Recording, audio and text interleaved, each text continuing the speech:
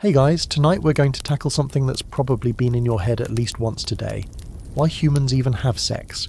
And I mean, you probably won't survive this without a little existential discomfort, so brace yourself. So, before you get comfortable, take a moment to like the video and subscribe, but only if you genuinely enjoy what I do here. And while we're at it, where are you tuning in from? What time is it in your city right now? Maybe you're cozy in bed, maybe it's a tiny office with the hum of a computer in the background. Now, dim the lights, maybe turn on a fan for that soft background hum, and let's ease into tonight's journey together. You might think sex is inherently romantic, even spiritual at times. Movies, novels, and countless late-night conversations insist it's about connection, passion, and finding the one. But the reality, harsh, pragmatic, and slightly hilarious, is that sex originally had zero to do with romance.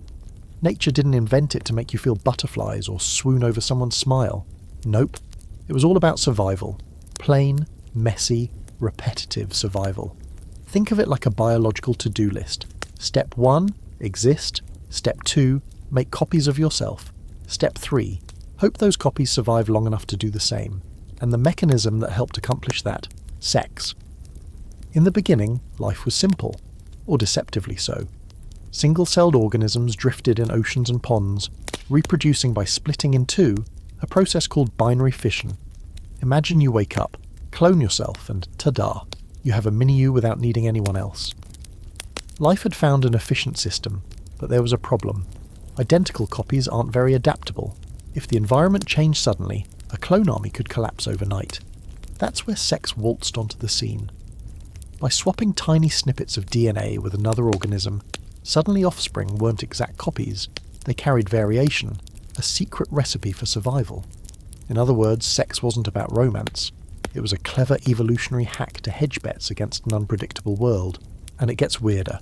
Even single-celled organisms like bacteria engage in protosexual behaviours. They exchange DNA through processes like conjugation, which is basically a microscopic handshake with genetic consequences. They're not falling in love. They're playing the ultimate survival poker game, swapping genes like high-stakes cards to make sure their lineage survives environmental chaos. Some scientists debate whether this counts as sex at all, since there's no actual gamete fusion. But either way, the principle is the same: survival before sentiment. Now, imagine early multicellular life. Suddenly you have creatures with multiple cells, each doing slightly different jobs. Splitting in two becomes more complicated, and that's when nature starts experimenting. First, external fertilization. A fish releases sperm into water, a female releases eggs, and hope does the rest. It's messy, it's random, it's utterly undramatic, but it works. There's no passion, no flirtatious glances, just strategic cell placement. Then, over time, species evolved internal fertilization. This is the first awkward step toward intimacy, literally one body delivering genetic material to another. Still no romance, just efficiency and a slightly better success rate. By the time you get to early mammals, sex starts acquiring a bonus feature: pleasure. There's debate among scientists about whether orgasms originally evolved purely to encourage reproduction, or as a byproduct of neurological wiring. Some argue the sensation helped reinforce mating behaviour, increasing the likelihood that genes would be passed on.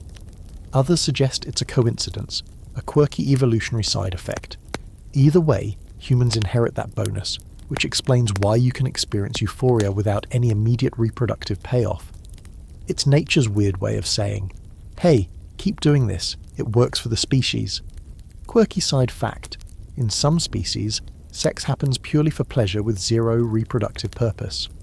Bonobos, our slightly anarchic primate cousins, use sex to resolve conflicts, calm tensions, and build social bonds. They've turned what was once strictly a survival mechanism into a social tool.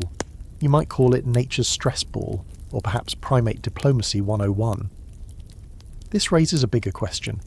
If pleasure can exist without reproductive consequence in other species, how much of our own sexual behaviour is about survival, and how much is cultural baggage? Scholars debate this endlessly, particularly when trying to separate instinct from learned behaviour in humans. So as you drift through this thought tonight, remember, sex is fundamentally pragmatic. The romance, the seduction, the candlelit dinners, those are just decorative frosting on a very old, very practical cake. Evolution gave you the cake first and let culture worry about frosting later. It's a humbling reminder that your desire, as intense as it feels, is essentially your biology waving a flag and saying, hey, don't forget to survive and reproduce, preferably without dying in the process. By the end of the day, or rather the night, you can sleep knowing that the thing movies romanticize as love has much more humble origins. Tiny cells desperate to continue, swimming sperm, sticky eggs, and an endless shuffle of DNA designed to beat the odds. And as ridiculous as it sounds, every love story you've ever seen sits atop that long, messy, entirely survival-driven history. You're the descendant of millions of slightly awkward experiments, all of which worked well enough for you to exist. Watch this video, and maybe chuckle a little at the absurdity of your own biology.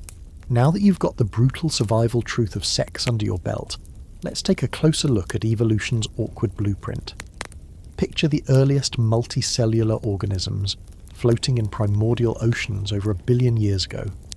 They weren't trying to impress each other with looks, charm, or witty banter, because, spoiler alert, they didn't have eyes, brains, or a sense of humour.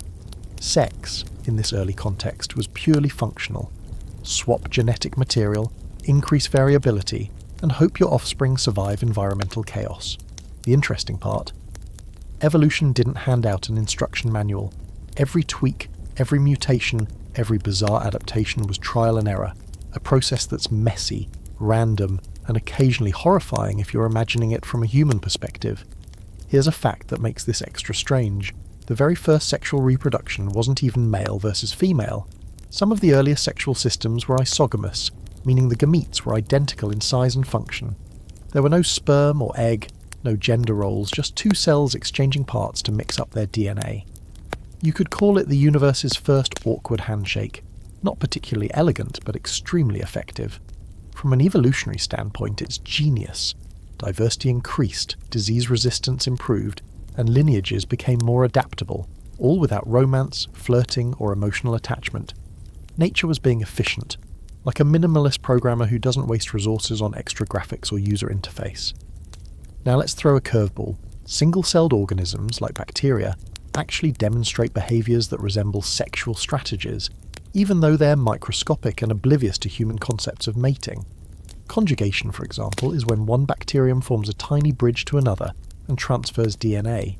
It's kind of like sending a USB stick with your best survival hacks to a friend, except that friend is a stranger, and the consequences can be life or death. Scientists debate whether this counts as real sex because there's no gamete fusion, but evolution doesn't care about semantics. The goal remains unchanged: survive and diversify. It's a weirdly sophisticated reminder that sexual strategies didn't start with love. They started with biology doing the simplest thing it could to keep life going. As life got more complex, evolution began experimenting with size differences in gametes. Enter anisogamy. Small, mobile sperm and large, nutrient-rich eggs. This tiny division set the stage for all future sexual strategies in the animal kingdom, including the ones that would eventually lead to romance. The smaller gamete became optimized for quantity and mobility, while the larger gamete focused on quality and survival potential. This distinction created the first seeds of what would become sexual conflict, an endless evolutionary tug-of-war between maximizing reproduction versus maximizing survival. And again, none of it had anything to do with your high school crush or the dreamy glances across a dimly lit cafe. Quirky side fact: some species completely flipped the expected roles. In seahorses, it's the males who get pregnant. The female deposits eggs into the male's brood pouch, and he carries them to term. Talk about evolutionary improvisation. And yet, this bizarre twist still follows the same principle: survival of the genes, nothing more. Nature was not aiming for romance novels, it was aiming for efficiency and flexibility. You can almost hear the universe shrugging and muttering, whatever works, works. Evolution also threw in some rituals that might look suspiciously like romance, but aren't. Consider the elaborate mating dances of birds of paradise. They perform dazzling moves, vibrant feather displays, and precise songs. To a human eye, it's charming, poetic, almost theatrical. But here's the cold reality. These performances exist solely because females select mates based on traits that signal genetic fitness. If you can't flap your wings just so, strut with precise rhythm, and show off a tail that screams healthy, you're out. It's selection pressure masquerading as art. Anthropologists and evolutionary biologists debate how much these behaviours inform modern human courtship versus how much they're just a quirky parallel. Humans have layered cultural meaning on top of what began as purely reproductive strategy. And here's another weird tidbit. Some organisms practice self-fertilization.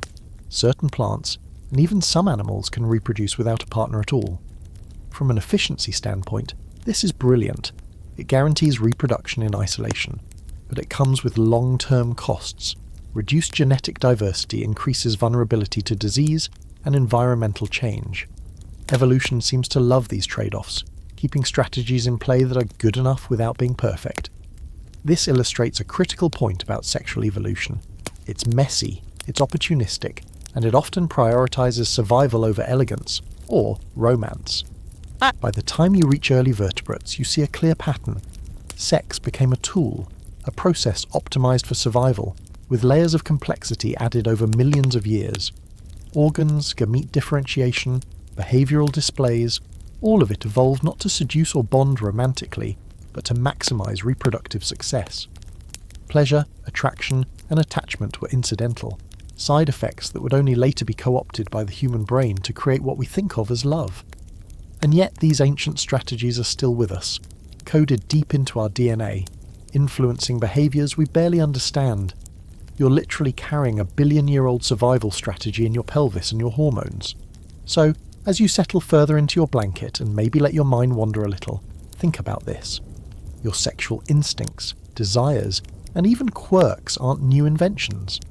They're inherited wisdom from eons of awkward trial-and-error evolutionary experimentation. Every instinct you feel tonight, every flash of attraction, is a whisper from the universe reminding you that life is stubborn, life is messy, and survival comes first. Romance, feelings, and poetry get layered on later, as if nature shrugged and said, "Okay, sure, let's make it a little more fun for them." So now that we've unpacked evolution's blueprint for sex, let's get real about reproduction as the original contract. You see, in the natural world, sex is less about romance and more about an unspoken, uncompromising agreement. You want your genes to survive? Then show up, perform the necessary biological steps, and hope the environment doesn't wipe you out. That's it. There's no poetry, no dramatic longing gazing across the savannah, just a hardwired protocol repeated billions of times across species. Nature doesn't negotiate, doesn't compromise, and certainly doesn't wait for consent forms. It's brutally efficient. Reproduce or fade into oblivion. Imagine for a moment you're a simple multicellular organism hundreds of millions of years ago. Life is chaotic. Predators are everywhere. Food is scarce, and your environment can turn against you overnight. What's the best strategy to make sure some version of you survives? Easy. Produce as many viable offspring as possible, preferably with slightly tweaked genes to withstand the whims of fate. That's the original contract of sex. Exchange DNA with another organism, shuffle the deck, and increase your odds in a universe that doesn't care about fairness or love. You can almost hear evolution's inner monologue. Play the game, or don't bother showing up. Yep. Here's a concrete historical fact that makes this shockingly clear. Fish and amphibians were among the first vertebrates to demonstrate external fertilization, releasing eggs and sperm into water, hoping enough meet and survive. There's no guarantee, just statistical probability. And yet, over time, the strategy worked well enough to persist. It's almost hilarious when you think about it. Imagine an ocean full of eggs drifting helplessly and sperm swimming blindly, with no concern for compatibility beyond basic cellular recognition. Romance would be laughably irrelevant. The entire process is a numbers game, and you, as a descendant of that system, inherit the result. Quirky fact. Some species take this survival contract to absurd extremes. For example, male anglerfish literally fuse with females, becoming parasitic appendages that exist solely to deliver sperm. They give up independent existence entirely. No love, no pleasure, no connection beyond biology's minimum requirement. If there's ever been a metaphor for doing your job purely for the sake of reproduction, this is it. And yet, humans watch documentaries about it and think, wow, evolution is weird. True, it is. But it's also consistent. Every step serves survival, not romance. There's also an open scholarly debate about how this reproductive contract shaped behaviour beyond simple biology. Some evolutionary psychologists argue that mating behaviours, even in humans, are direct consequences of ancient reproductive pressures. Others contend culture overlays instinct so heavily that it's impossible to separate biological strategy from socially constructed desire. In other words, are your late-night cravings, dating habits, or flirting skills just echoes of the survival contract, or something your culture taught you to enjoy? It's a messy discussion with no final answer, much like evolution itself. And speaking of messy, let's not forget that sexual strategies also involve negotiation on a cellular level. Gametes aren't passive participants, they compete. Sperm compete to fertilize eggs, eggs choose which sperm succeed, and sometimes species even evolve mechanisms to block certain fertilizations altogether. This is literally nature's first negotiation table, cells deciding who gets a seat at the next generation's genetic roundtable. No romance, no ethical quandaries, just pure, unrelenting competition. It's survival dressed as a microscopic reality show. The original reproductive contract also reveals another quirky layer. Some species cheat the system. In the animal kingdom, infidelity isn't just human drama, it's a clever genetic strategy. Male guppies, for instance, sometimes sneak matings while dominant males are distracted, maximizing their own genetic output. Females may mate with multiple males to increase the genetic diversity of their offspring. What looks like betrayal is, at its core, pure pragmatic biology. Love, again, is entirely optional. The goal is maximizing reproductive success, period. And here's a tiny but mind-boggling fact. In some plants, reproductive contracts are negotiated without movement or awareness. Pollen grains compete fiercely to fertilize an ovule, racing along a stile, sometimes over a centimetre-long pathway that seems trivial to us, but is monumental to them. Evolution has been running these reproductive negotiations for hundreds of millions of years, long before the first humans ever wondered why hearts flutter or why cheeks flush. The contract is ancient, mechanical, and sometimes cruel, but it works. By the time mammals evolved, the reproductive contract became layered with more complexity. Internal fertilization made it less random, increasing chances of successful reproduction. Hormones began manipulating behavior, not just physiology. Oxytocin encourages bonding, dopamine reinforces repetition, and the brain's pleasure circuits subtly nudge individuals toward fulfilling the contract. Still, the primary aim remained: get your genes into the next generation.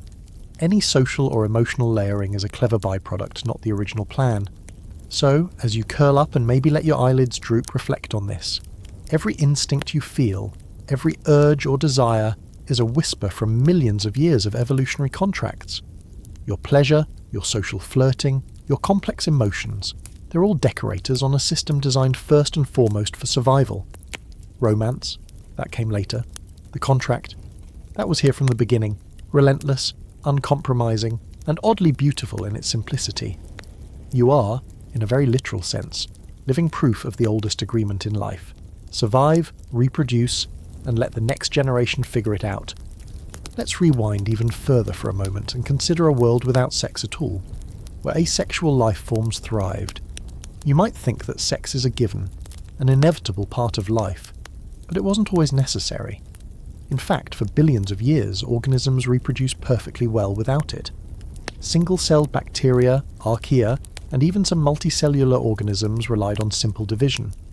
One organism becomes two, identical copies, no fuss, no ceremony, no awkward encounters required. Imagine hitting copy-paste in nature's laboratory and calling it a day. Life was surviving, proliferating, and seemingly thriving without ever needing attraction or desire. It's a humbling reminder that sex is actually a latecomer in the evolutionary timeline, a clever hack, not a fundamental requirement. A fascinating fact here is that asexual reproduction works wonderfully in stable environments. If conditions are consistent and predictable, producing identical offspring guarantees success. There's no need to waste energy on complicated rituals or gamete fusion when the current genetic setup is already optimized. But as soon as the environment became unpredictable, say, a sudden shift in temperature, new predators, or emerging diseases, identical clones became vulnerable. They all carried the same weaknesses, and one catastrophe could wipe out entire lineages. This is where sexual reproduction starts looking less like a luxury and more like life's insurance policy. Here's a quirky angle. Some species today switch between asexual and sexual reproduction depending on conditions. Certain aphids, for example, reproduce asexually when times are good, producing clones quickly and efficiently, but switch to sexual reproduction when stress hits, mixing their genes to increase the odds that some offspring will survive. It's like evolution saying, fine, you can be lazy, but don't get too comfortable. The flexibility is remarkable, showing that sex evolved as an optional tool, deployed strategically rather than universally. It also raises the question of human behaviour. Are our instincts a mix of optional strategies we inherited subtly coaxing us towards sexual activity even when it isn't strictly necessary? Scholars debate this endlessly, and the answer is rarely simple. Now think about the sheer audacity of evolution. For millions of years, life thrived without sex, and then somewhere along the line, swapping DNA became worth the effort. Why? Mutation and diversity. In asexual organisms, mutations were random, but they occurred within a fixed framework. Sexual reproduction, however, allowed organisms to combine beneficial mutations from different lineages in a single offspring. It's a little like playing genetic Tetris. Suddenly, new combinations of traits appear, and the pieces that survive are those best suited for an unpredictable world. It's elegant, it's brutal, and again, it has nothing to do with romance. This is purely problem-solving on a biological scale. Here's a mind-boggling fact. Some of the earliest sexual organisms may have had no sex organs at all. They simply fused temporarily with another individual, exchanged DNA, and separated. The process could last minutes or hours, depending on the species, but it left no trace of attraction, courtship, or emotional bonding. Some scientists even argue that sex may have originally evolved as a stress response.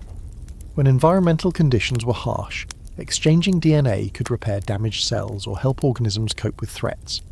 In that sense, sex was less about reproduction initially, and more about survival engineering, a kind of microscopic life hack that later became the foundation for mating as we know it. An open debate in evolutionary biology centres on why sex stuck around once it evolved. It's costly.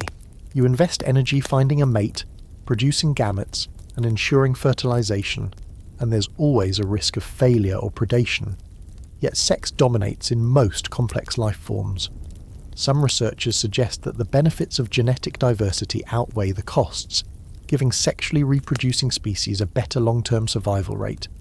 Others argue that certain lineages simply got locked in, unable to revert to asexual reproduction effectively. The answer is probably a mix of both, and it reinforces a core theme we keep seeing. Nature is messy, opportunistic, and not driven by any sense of fairness or romance. Now, here's a quirky fringe fact.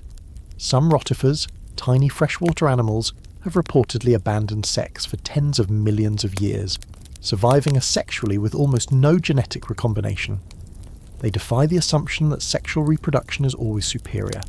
These creatures are evolutionary rebels, quietly challenging centuries of scientific consensus.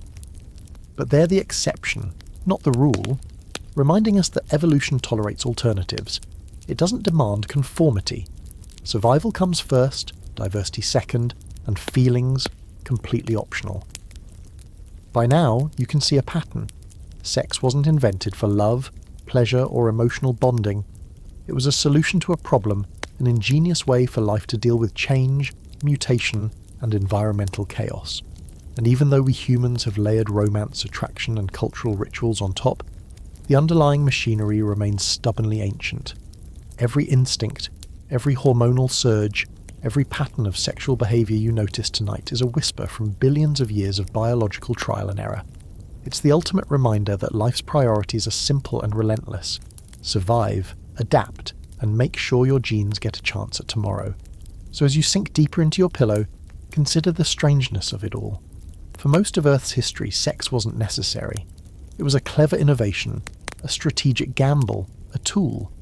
And yet, it became so powerful, so essential, that it shaped every complex organism that followed, including you, tucked in under the blankets, contemplating ancient survival hacks encoded into your DNA. Romance may be optional, pleasure may be an evolutionary side effect, but the contract of survival, that has been written long before you even existed. Now that you've seen how sex emerged as an optional tool for survival, It's time to zoom in on mutation and diversity, the real reason life started swapping DNA in the first place. Think about it. Life existed for billions of years as clones, perfect copies of a single organism. That works great if everything stays predictable, but the universe has a habit of throwing curveballs: meteor impacts, ice ages, sudden droughts, new predators. Identical clones might all die in one catastrophic event. Evolution needed a way to hedge its bets, and mutation alone wasn't enough. Enter sexual reproduction, the ultimate remix. By combining DNA from two sources, organisms could produce offspring with unique combinations of traits, giving some of them a better chance to survive unpredictable circumstances. It's biology's own lottery system, and the jackpot is survival. Here's a concrete historical fact. Studies of early eukaryotes, organisms with complex cells, show that sexual reproduction became widespread around 1.2 billion years ago, coinciding with an increase in environmental challenges. Swapping DNA allowed these organisms to adapt faster than purely asexual populations.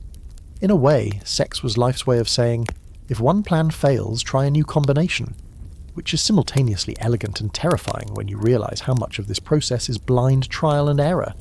There's no thinking, no reflection, just microscopic negotiation for genetic advantage. Quirky fact: in some fungi, sex is completely optional. They can reproduce asexually in calm conditions, producing hundreds of identical spores, but when stress hits, like drought or nutrient scarcity, they switch to sexual reproduction, mixing genes to increase the odds that at least some offspring survive. Imagine if humans did that. Everything's fine, let's clone ourselves. Wait, earthquake incoming, time to mate. It's hilarious when you visualize it, but for these organisms it's deadly serious. The flexibility of alternating reproductive strategies demonstrates evolution's ability to innovate under pressure. Here's where it gets even stranger. Mutation and sexual recombination aren't just random, they're subtly guided by evolutionary pressures. Sperm and egg interactions, gamete compatibility, and even DNA repair mechanisms all influence which mutations survive and propagate. In other words, while mutations themselves are random, sexual reproduction increases the likelihood that beneficial mutations stick around. Some scientists call this a biased lottery, where life improves its odds without conscious intervention. It's almost like evolution discovered mathematics before humans did, and it doesn't even care if you feel loved while it happens. Open debate alert. Researchers still argue about whether sex originally evolved for repair or adaptation. One camp suggests that the fusion of gametes primarily helps repair damaged DNA, especially under stress. The other insist that sex is mainly about creating diversity to outcompete environmental challenges. Some scholars think both functions are correct, depending on the organism and context. This debate might seem abstract, but it highlights a crucial point. The origins of sex are deeply practical, rooted in survival mechanics rather than emotion or morality. Now let's talk about some extreme adaptations driven by mutation and diversity. Consider the bdelloid rotifers, microscopic freshwater animals. They've been asexual for tens of millions of years, yet they thrive, in part because they can incorporate foreign DNA from their environment to mimic the benefits of sexual recombination. It's an evolutionary hack so clever that it seems almost sci-fi. Life finds a way, even when it skips sex. Meanwhile, most species, from jellyfish to mammals, stuck with sexual reproduction because it consistently produced diversity and resilience. Evolution isn't about elegance, it's about what works reliably over the long term. And here's a fringe, almost mind-bending tidbit. Some scientists speculate that early sexual strategies might have emerged partially due to parasitic pressures. Parasites mutate rapidly, and mixing DNA in host populations could help organisms stay one step ahead. Essentially, sex may have begun as a biological arms race. Swap DNA, outmaneuver parasites, survive. In this sense, the pleasure, attraction, and complex behaviours we associate with mating today are latecomers, byproducts layered atop an ancient utilitarian survival mechanism. By now, you can start to see a pattern. Mutation plus sexual recombination equals resilience. It's the foundation of evolution's improvisational genius, the reason life didn't get stuck in a single, fragile form. And although humans like to add romance, culture, and emotional bonding to the equation, the underlying calculation remains ancient. Diversity increases survival odds. Plain and simple. The next time you feel an instinctual drive or curiosity about attraction, you're feeling echoes of a billion-year-old strategy designed to keep your lineage alive. So, as your eyelids grow heavier and your mind drifts, think about it this way. Every kiss, every flirt, every biological nudge towards sex is a tiny whisper from evolution, reminding you of an ongoing experiment that began long before humans existed. Life is messy, haphazard, occasionally absurd, but it works. Sex was born not from romance, poetry, or aesthetics, but from the relentless, pragmatic need to survive and adapt. And here you are, a walking testament to that ancient, beautiful, slightly ridiculous process. Now that we understand mutation and diversity as the driving forces behind sexual reproduction, let's take a closer look at single-celled flirtation, a term that sounds adorable, but is surprisingly strategic. Picture bacteria, yeasts, and other microscopic organisms going about their business, utterly unaware of you, me, or the concept of romance. And yet, they have ways of mating that resemble primitive flirtation. Conjugation, for example, is essentially a one-way transfer of DNA. One bacterium extends a tiny bridge to another and slides over a plasmid, a small snippet of genetic code. It's like passing a cheat sheet across the cafeteria, but with potentially life or death consequences. No sparks, no butterflies, just survival-driven networking at a molecular level. Here's a historical fact to ground this in time. Bacteria have been engaging in conjugation for over 2 billion years. That means this protosexual behavior predates complex multicellular life by an enormous margin. The purpose? Increasing genetic variation, spreading useful traits, and occasionally sharing resistance to environmental stressors.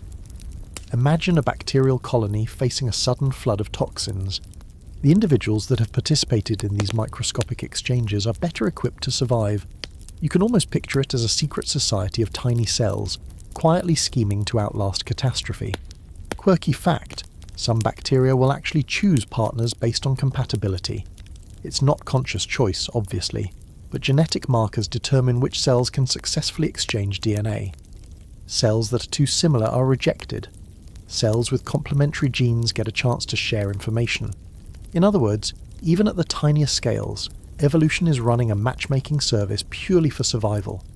It's efficiency over romance, but efficiency is effective.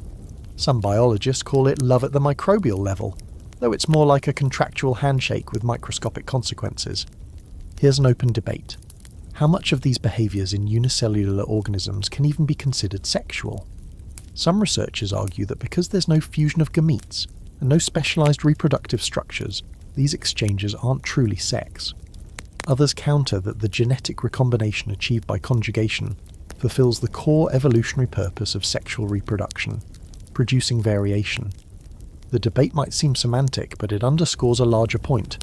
Nature doesn't need to label behaviours, it only needs results. Whatever you call it, the process clearly laid the groundwork for later, more elaborate forms of mating. Now, as multicellular organisms evolved, the flirtation became a bit more obvious.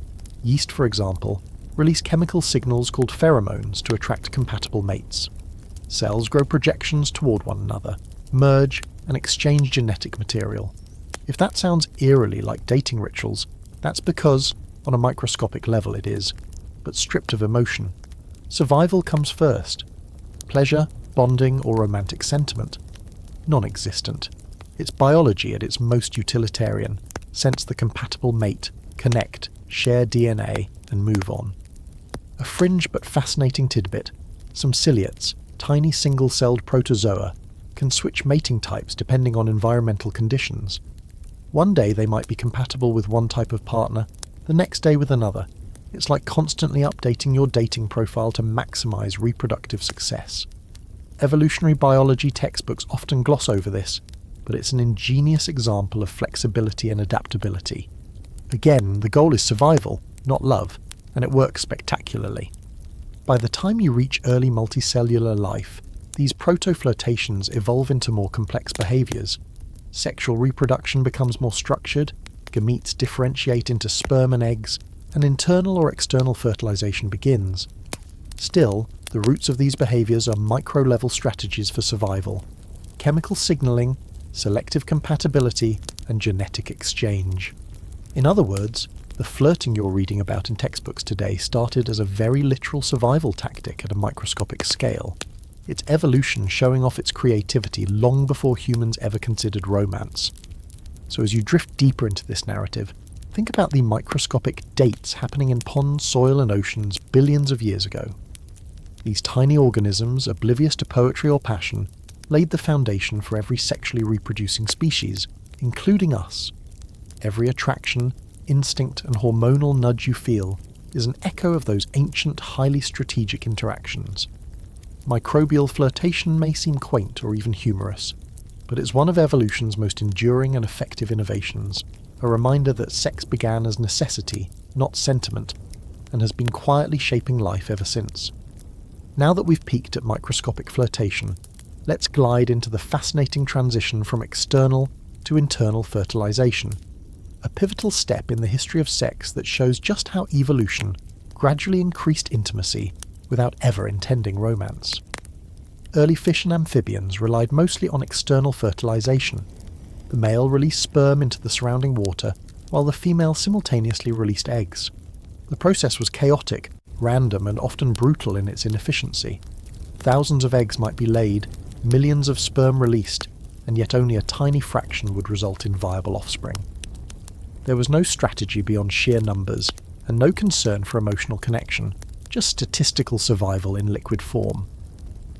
Here's a historical fact. Internal fertilization began evolving around 380 million years ago, with certain lobe-finned fishes and early amphibians.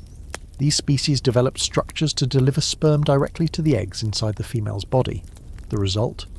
Much higher fertilization success, and offspring that had a slightly better chance of survival, because they weren't floating helplessly in the open water, vulnerable to predators. It's a subtle, almost invisible innovation, but one that would dramatically shape the reproductive strategies of most terrestrial animals, including us. Internal fertilization didn't just increase efficiency, it introduced the first real intimacy in a biological sense. And remember, intimacy here doesn't mean love, it means proximity and precision in a high-stakes evolutionary lottery. Quirky side fact, some salamanders have bizarre internal fertilization techniques. Males deposit packets of sperm, called spermatophores, onto the ground, and females pick them up into their bodies later. Imagine if human reproduction worked like this. You'd have people carefully choosing sperm packets from the floor like nature's version of a lottery ticket. Efficient? Perhaps. Romantic? Definitely not. But it's a fascinating demonstration of evolution's ability to innovate creatively without consulting any human sensibilities. There's also an open debate among scientists about what drove this shift from external to internal fertilization. Some argue that environmental pressures, like moving onto land, forced evolution's hand. Eggs exposed to air dry out quickly, so internal fertilization protected them. Others suggest that sexual competition and mate choice may have subtly influenced the development of structures that allowed internal fertilization. Did intimacy arise first from environmental necessity, or from competitive selection pressures? The answer remains murky, and it's likely a combination of both. Either way, the transition fundamentally altered the rules of sex, setting the stage for more complex reproductive behaviors.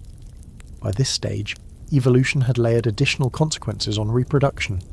Internal fertilization allowed organisms to produce fewer, better provisioned offspring rather than hundreds of vulnerable eggs.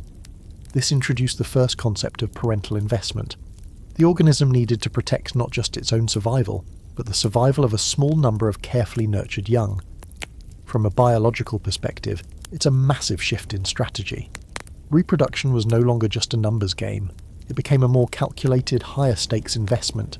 And yet, romance is still nowhere in the picture, just efficiency, risk management, and survival. Here's a fringe fact. Some early sharks practiced internal fertilization and even developed claspers, specialized organs to transfer sperm directly. Claspers are essentially nature's first reproductive tools for precision delivery, long before hands-holding, or dating rituals existed. Scientists debate how much this anatomical innovation influenced the evolution of later mating behaviors in vertebrates. Did tools for reproduction pave the way for pair bonding in some lineages, or were they purely mechanical solutions? Once again, the discussion reminds us that sex was evolving for survival first, with any emotional or social consequences coming millions of years later. By the time you reach reptiles and early mammals, internal fertilization is fully established, creating the conditions for extended gestation, parental care, and eventually, behaviours we humans might call intimacy, or bonding. The step from releasing gametes in water to directly transferring sperm internally seems simple, but it laid the foundation for every nuanced sexual behaviour we see today.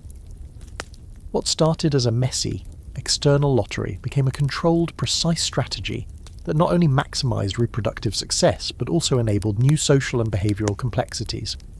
So, as you rest tonight, picture the oceans of ancient Earth, teeming with gametes drifting helplessly, and then imagine the slow evolutionary breakthrough that brought them together inside a protective body. Every instinct toward closeness, attachment, and mating that you experience is rooted in this distant innovation. It's a reminder that intimacy in the biological sense came long before emotions, long before romance, and long before humans even existed. A legacy of survival that quietly underpins every step of reproduction you'll ever witness or participate in. Now that internal fertilization has entered the story, it's time to dive into gametes and game theory. Yes, you read that right. Evolution essentially invented its own strategic board game billions of years before humans sat down with cards or chess pieces. Gametes, sperm and eggs, aren't just tiny cells, they're strategic players in a high-stakes reproductive game. Sperm are small, fast and expendable, optimized for quantity and mobility, like little freelance messengers racing to deliver genetic instructions. Eggs are large, nutrient-rich, and more selective, carefully evaluating which sperm to allow in. It's almost as if life is running a microscopic version of poker. Risk, reward, strategy, and competition, all in the name of survival. Here's a historical fact. Anisogamy, the differentiation between small sperm and large eggs, evolved roughly 1 billion years ago and underpins virtually all sexual reproduction in complex organisms today. This division created the first sexual roles, not based on culture, romance or preference, but on efficiency.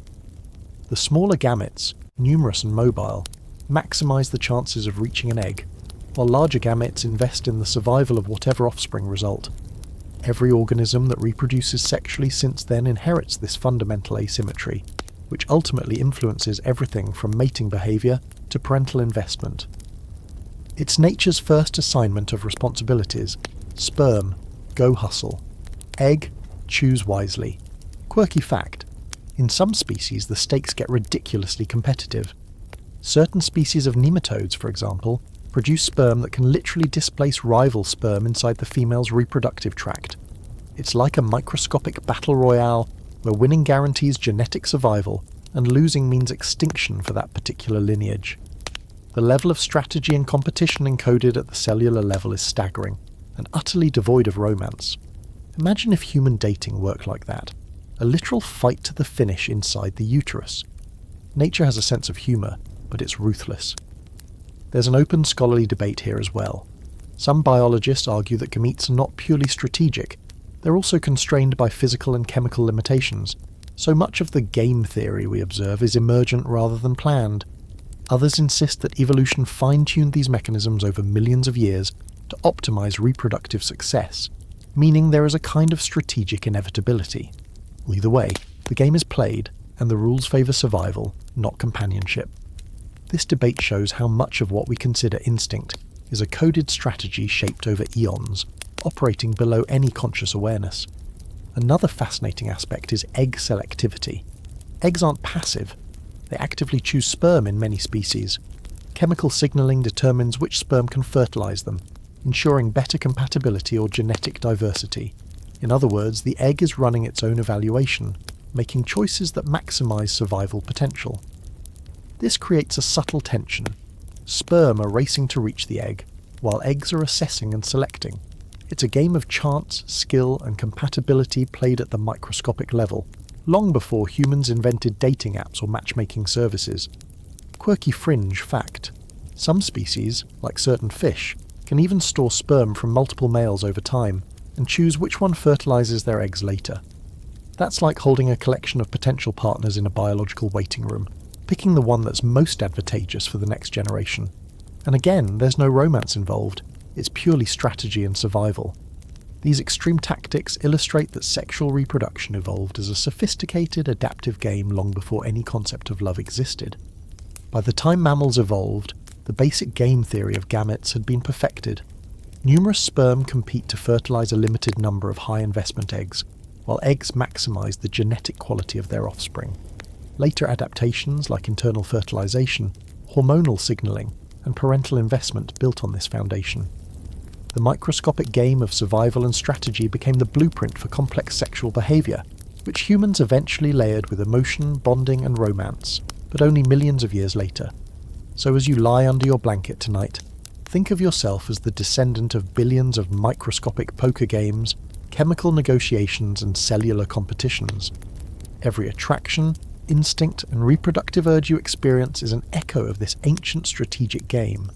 Love, romance, and pleasure are just decorative flourishes on top of a foundation built entirely for survival. Gametes, after all, play a ruthless game where only the fittest or the luckiest genes survive, and that game has been ongoing long before humans even existed to notice it. Now let's talk about hermaphrodites, nature's clever compromise and proof that evolution sometimes prefers efficiency over drama. In many species, individuals carry both male and female reproductive organs, meaning they can produce both eggs and sperm. This is not about indecision or indecorous biology, it's pure practicality. For organisms living in sparse populations or isolated environments, finding a mate of the opposite sex can be a serious challenge. Hermaphroditism allows reproduction to happen without relying on chance encounters. It's a built-in survival hack, like nature saying, why wait for someone else when you can be self-sufficient? You, as a human, might find romance necessary, but for a worm or a snail, survival trumps sentiment entirely. Here's a historical fact.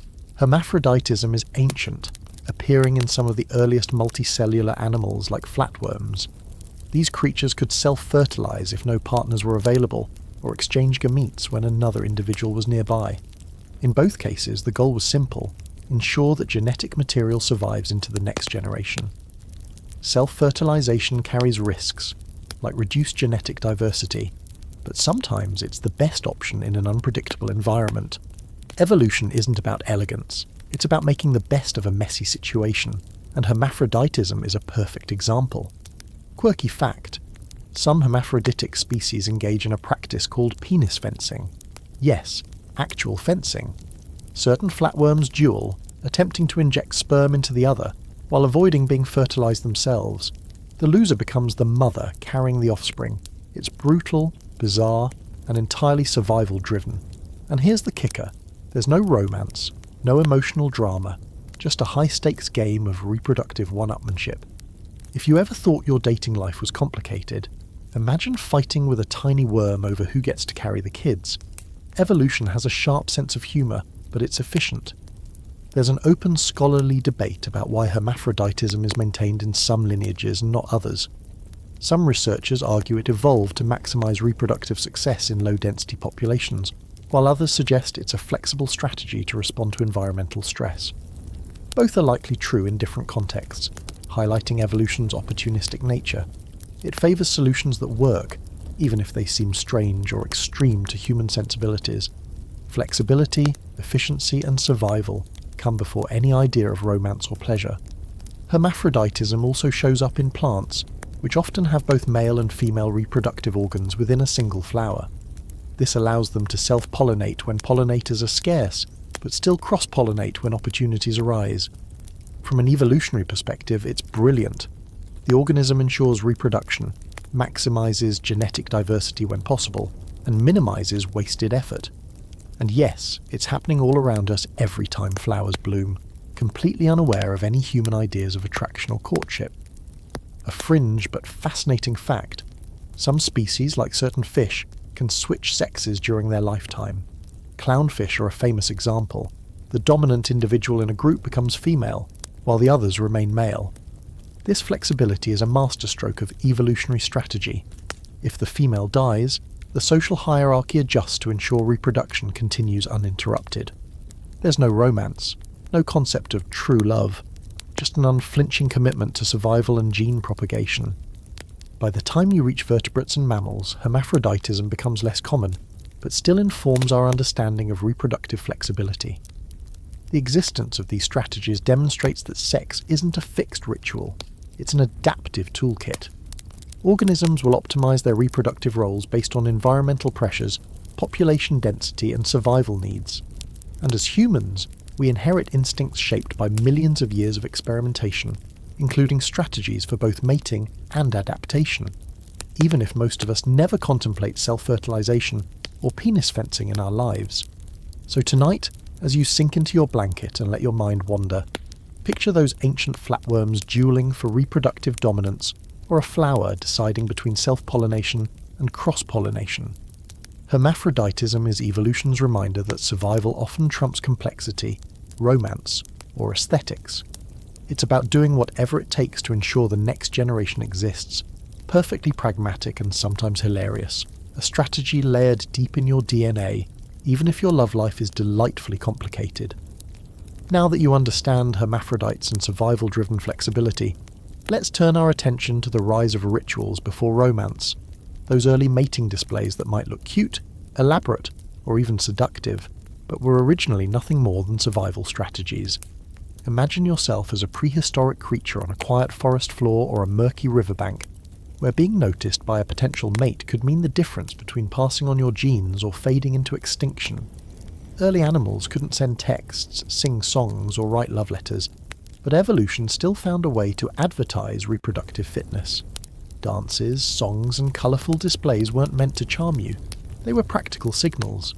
I am strong, healthy, and genetically fit. Choose me if you want your offspring to survive. Here's a historical fact. The birds of paradise in New Guinea are famous for their elaborate courtship displays. Males spread iridescent feathers, perform acrobatic dances, and sing complex songs to attract females. From an evolutionary standpoint, each display is a test. Can the male survive long enough to maintain his plumage? Can he execute difficult movements without falling prey to predators? Every successful show signals good genes and high vitality. And importantly, none of this originally involved love or emotional attachment, just raw survival signaling. Quirky fact: some fireflies literally blink to communicate fitness. Each species has a unique pattern, and females respond only to the precise sequence. If a male messes up his rhythm, he's ignored. It's like a light-based dance competition where the prize is reproduction. Imagine if humans had to flash Morse code to find a mate. The idea seems comical, but it's a reminder that sexual rituals evolved first for efficiency and assessment, not romance. There's an open debate about the role of ritual exaggeration in evolution. Some scientists argue that these displays are honest signals of genetic quality. If a male can survive while performing a risky dance, he's clearly strong. Others suggest that some signals are deceptive, designed to exaggerate fitness beyond reality, leading to an evolutionary arms race between display and detection. Either way, ritualized behavior predates emotional bonding and demonstrates that sexual selection is a competitive, strategic process rather than a loving one. Beyond birds and insects, early amphibians and fish also developed displays. Males might circle, vibrate, or engage in ritualized combat to impress females. Even chemical signaling, pheromones diffused in water or air, functioned as part of these behavioral performances. Evolution was layering complexity onto reproduction, using every available mechanism to maximize the chance that high-quality genes would be passed on. And still, romance was entirely absent. These behaviors were, in essence, auditioning for survival. Here's a fringe fact. Some frogs engage in chorus competitions, where dozens of males call simultaneously to attract females. The loudest or most rhythmic caller often wins. But interestingly, some studies suggest females sometimes choose less conspicuous males to avoid high predation risk, showing that even in these early displays, the strategy involves balancing survival with reproductive advantage. Nature isn't straightforward, it's clever, opportunistic, and pragmatic. By the time mammals appeared, these ritualized behaviors became increasingly sophisticated. Courtship dances, vocalizations, and scent markings persisted, providing information about health, strength, and reproductive readiness. The ritual itself became a stage for selection, laying the groundwork for more social and behavioral complexity in sexual interactions.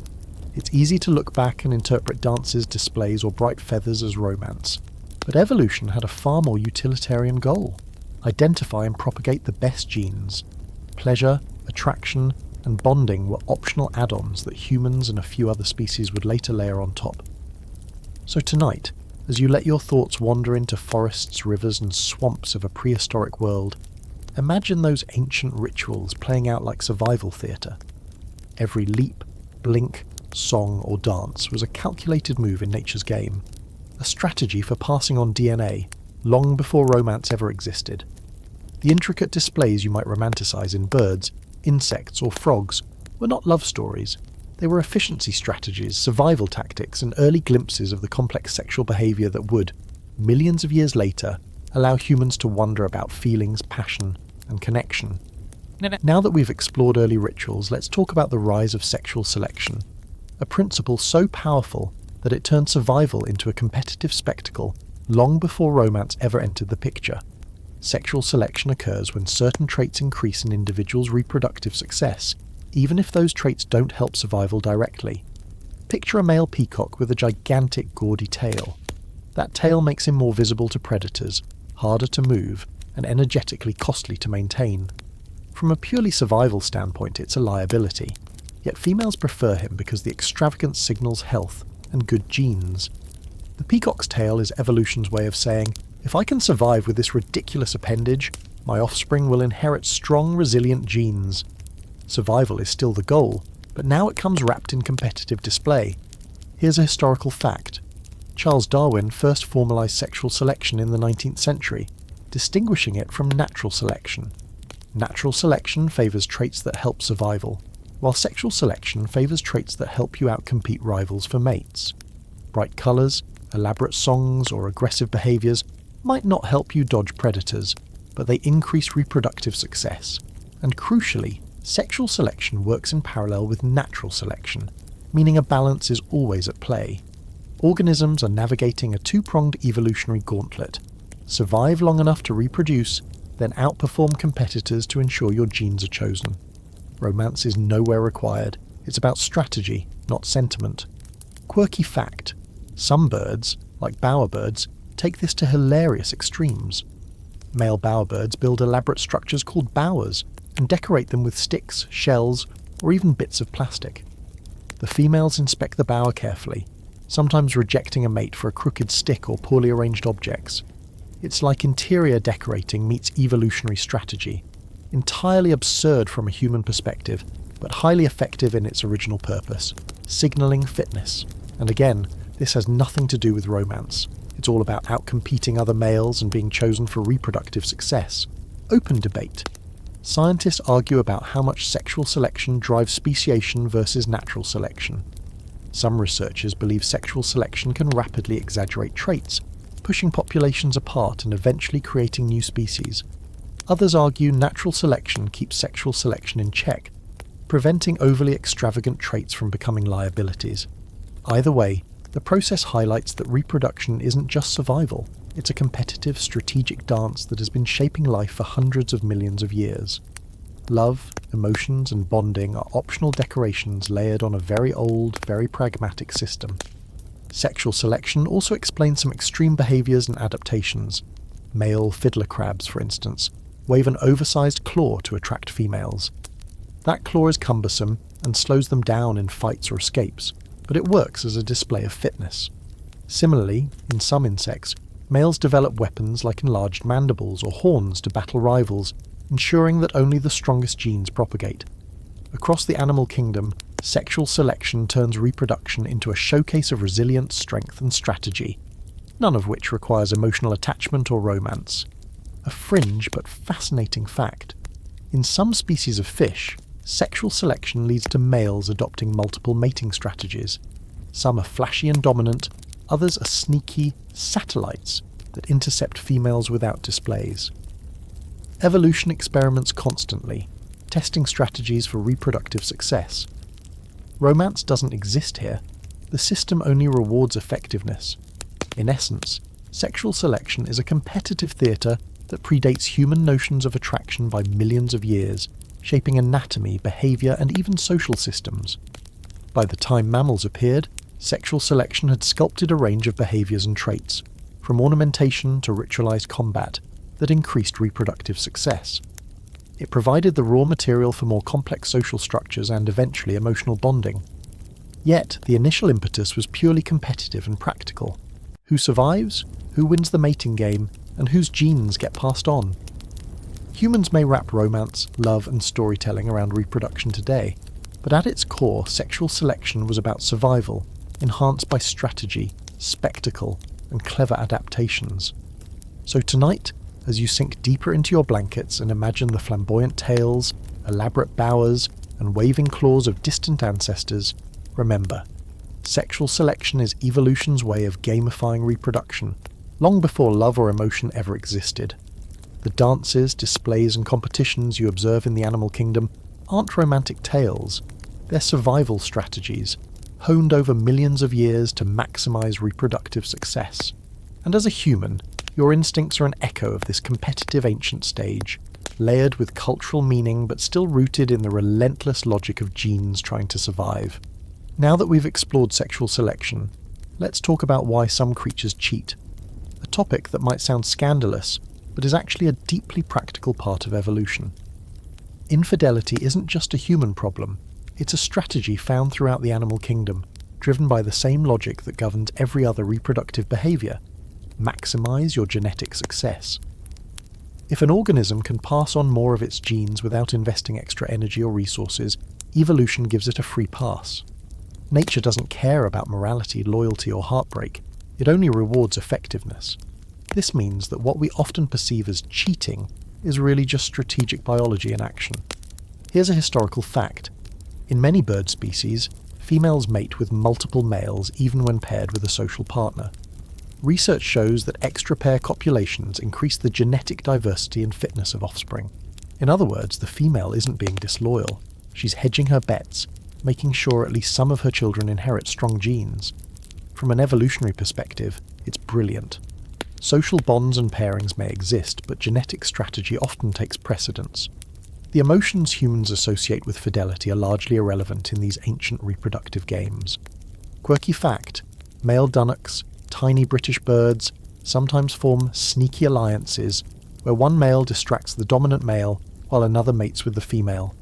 It's essentially a cooperative scheme to beat competition without fighting, a literal tactical maneuver in the service of reproduction. Nature often invents strategies that are both efficient and absurd, and you can see a recurring theme. Pleasure, loyalty, and romance aren't necessary components. What matters is reproductive output. There's an open debate about whether infidelity in the wild is primarily driven by female choice or male opportunity. Some scientists argue that females are actively seeking better genes for their offspring, while others suggest that males simply exploit opportunities when they arise. The truth is probably both, and it highlights a larger point. Reproduction is a strategic negotiation, not a moral decision. Even humans, with our complex social systems and emotions, often navigate instincts that trace back to these ancient survival strategies.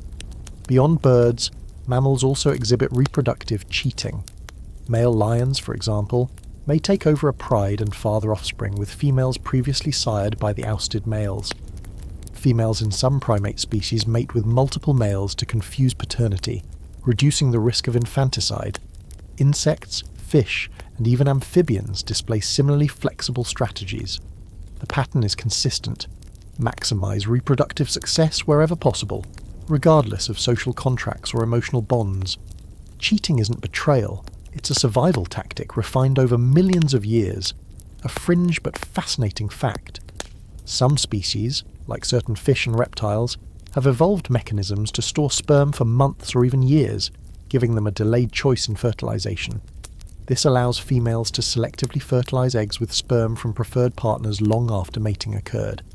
It's a literal biological form of strategic infidelity, where reproduction can be carefully timed to maximize survival chances, completely independent of any romantic notion. By the time humans evolved, these reproductive strategies were deeply encoded into our biology. Our tendencies toward attraction, curiosity, and sexual exploration are echoes of the same logic. Maximize genetic success in a complex competitive environment. Culture, morality, and romance came later, overlaying strategies that were originally pragmatic. Infidelity, extra-pair mating, and selective fertilization are just natural extensions of the same ancient rule: survival and reproduction above all else. So as you rest tonight and let your mind wander through forests, savannas and streams populated by cheating birds, sneaky fish and tactical mammals, remember this: what we interpret as betrayal, scandal or romance in nature is actually a highly efficient survival strategy. Life has been refining these tactics for millions of years, long before humans added emotion and culture into the mix. Evolution doesn't write love stories, it writes survival stories, with cheating as just another clever plot twist. Now that we've explored cheating as a survival strategy, it's time to examine parental investment versus free love, the delicate balancing act that species developed once offspring became a serious survival concern. In simple organisms, producing thousands of eggs or sperm meant sheer numbers ensured survival. Parental care was minimal or non-existent. But as species evolved more complex bodies and fewer offspring per reproductive cycle, investment became essential. Suddenly, mating wasn't just about passing on genes, it was about protecting them. Who cares for the young? Who defends them from predators? Who provides food or shelter? This is where evolution starts shaping behaviour in ways that look suspiciously like social structures. But again, romance remains optional. Here's a historical fact. In many bird species, males contribute to parental care. For example, in penguins, males incubate eggs, while females forage. This isn't because of loyalty or love, it's pure reproductive strategy. Eggs and hatchlings require protection, and both parents improve the odds of survival. Evolution rewards cooperative care because it increases the chance that each parent's genes persist. Love, attachment, or emotional bonding might follow as byproducts in some species, but the root motivation is survival efficiency. Quirky fact: in seahorses, males carry the pregnancy entirely, gestating embryos in a specialized brood pouch. The female deposits eggs, and the male nurtures them until they're ready to hatch. It's a fascinating inversion of traditional sex roles, and yet it's completely practical. By sharing the investment burden, both parents increase the survival chances of offspring. Romance? Not required. It's biology showing that parental investment is a flexible, adaptive strategy, not a moral choice. There's an open debate in evolutionary biology about how much parental investment shapes mating strategies. Some researchers argue that species with high parental investment favour monogamy or long-term pair bonds because both parents are needed to maximise survival. Others suggest that these bonds are less about fidelity and more about pragmatic cooperation. Any system that ensures offspring survival is favoured. Humans, of course, have added romance, bonding and emotional attachment to parental investment. But even today, the evolutionary roots remain deeply practical. Beyond birds and fish, mammals display diverse parental investment strategies. In lions, for example, females collectively care for cubs in communal nurseries, sharing feeding and protection duties. Male lions often invest indirectly by defending territory and ensuring safety, but once cubs are sired, the biological imperative is largely focused on survival rather than attachment. In many species, free love, or multiple mating partners, coexists with cooperative care. Mating strategies are fluid, maximising genetic spread while ensuring the next generation has a chance to survive. Quirky side note: in some species of spiders and insects, parental investment can take extreme forms.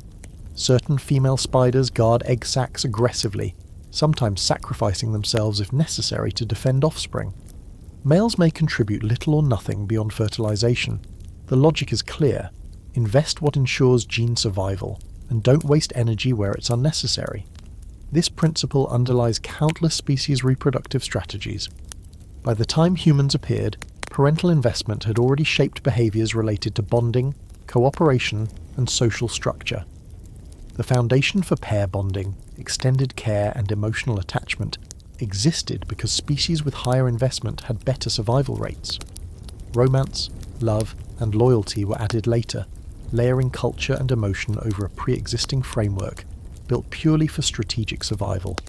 In other words, caring for offspring didn't originate from tenderness, it originated from evolutionary pragmatism.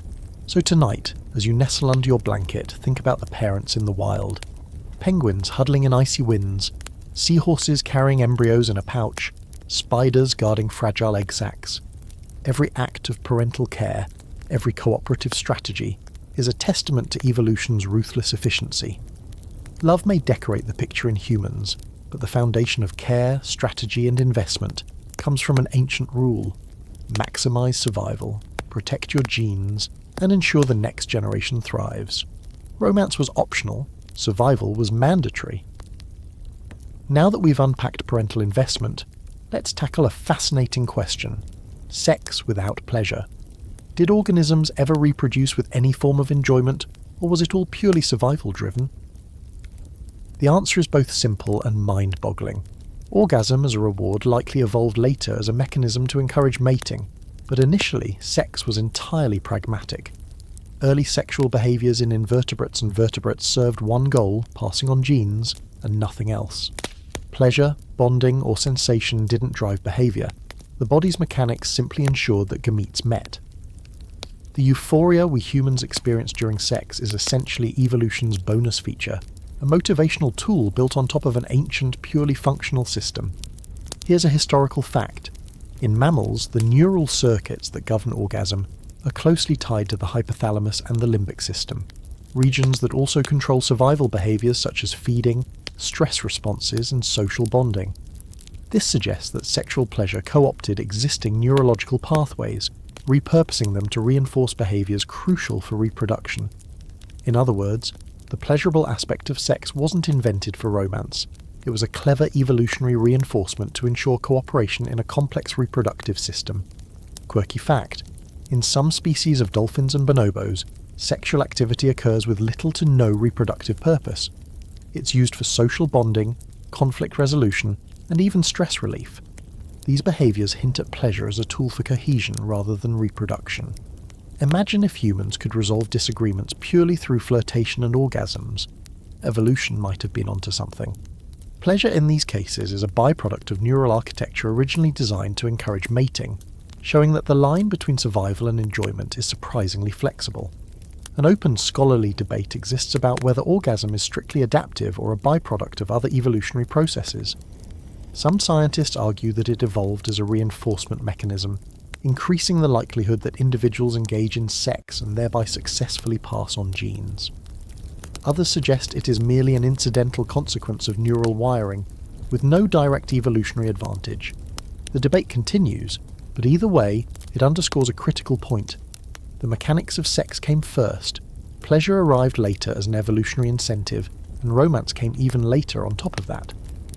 Beyond mammals, many species lack any evidence of orgasm-like responses. Fish, amphibians, and reptiles often reproduce successfully without neurological reward systems for pleasure. Their sex is entirely functional. Sperm meets egg, fertilization occurs, offspring develop. For billions of years, life reproduced this way, and yet these organisms thrived. It's a reminder that pleasure, while useful in some lineages, is not necessary for the continuation of life. Survival always comes first, and enjoyment is optional. Quirky fringe fact: in some insects like bedbugs, mating involves traumatic insemination, where males pierce the female's body to deliver sperm directly into her body cavity. There is no pleasure involved, only reproduction. From a human perspective, it seems shocking, even cruel, but evolution doesn't prioritize comfort. Its single concern is reproductive success. Pleasure, orgasm, or bonding are luxuries layered on top millions of years later in mammals and a few other species. By the time humans evolved, pleasure had become a powerful motivator, tied to bonding, intimacy, and reinforcement of pair behaviors. It encourages repeated sexual activity, strengthens social bonds, and incidentally fosters attachment, all features that increase reproductive success. Yet all these emotional and pleasurable layers are built upon an ancient system designed purely for reproduction, long before romance existed. In other words, your orgasms are both a legacy and an evolutionary nudge. Enjoy, repeat, and pass on your genes, even if love hadn't been invented yet. So as you let your body relax under the blanket and drift towards sleep, remember this: sex didn't begin as pleasure, love, or bonding. It began as an efficient mechanism for survival. Orgasm, euphoria, and pleasure are evolutionary incentives layered on top of millions of years of functional biology. Romance, That's a decorator's flourish. Survival and reproduction are the foundation, and all else is icing on the evolutionary cake. Now that we've explored sex without pleasure, let's examine the mammalian twist, the evolutionary turn that made intimacy, bonding, and even a hint of romance possible. Mammals brought internal fertilization, gestation, and live birth to the table. But they also introduced warm-blooded metabolism, hair, lactation, and prolonged parental care. Suddenly, reproduction wasn't just a momentary act of gene transfer, it became a sustained investment in offspring survival. With this shift, behaviors like grooming, social bonding, and mate guarding emerged, subtly intertwining reproductive success with social interaction. For the first time, sexual activity began to carry consequences beyond gametes meeting, laying the groundwork for emotional attachment. Yet romance, in the human sense, was still nowhere on the menu. This was biology nudging creatures toward cooperation and care. Here's a historical fact. Mammals first appeared around 200 million years ago, evolving from synapsid ancestors during the late Triassic. These early mammals were small, nocturnal, and often insectivorous, but their reproductive adaptations, internal fertilization and extended care, set them apart from reptiles. Internal gestation created a window where pair cooperation and postnatal care increased offspring survival. Evolution rewarded mammals who bonded and coordinated parenting, even if their brains hadn't yet developed the emotional capacities that humans later would romanticize. Quirky fact: in some mammalian species, social grooming doubles as a reproductive signal. Primates like baboons and macaques groom each other extensively, and these acts both reduce stress and reinforce social hierarchy, indirectly influencing reproductive success. Grooming doesn't equate to love as humans understand it. It's a pragmatic tool that increases an individual's social stability and access to mates. In other words, what might look like affection is often an evolutionary strategy disguised as behavior. There's an open debate among scientists about whether pair bonding in mammals evolved primarily for parental cooperation or for sexual selection. Some argue that stable partnerships arose to ensure offspring received care from both parents, maximizing survival. Others suggest that pair bonds are the result of mate choice and sexual selection, where attachment keeps partners loyal long enough to pass on genes effectively. Either way, mammals demonstrate a significant shift. Sex now intertwines with behavior, hormones, and care, foreshadowing emotional complexity without requiring romance. Mammalian hormones are central to this twist. Oxytocin, vasopressin, and dopamine all reinforce social bonds, mating, and parental care. Oxytocin, for instance, strengthens mother-infant attachment, promotes pair bonding, and even triggers positive feedback during sexual activity.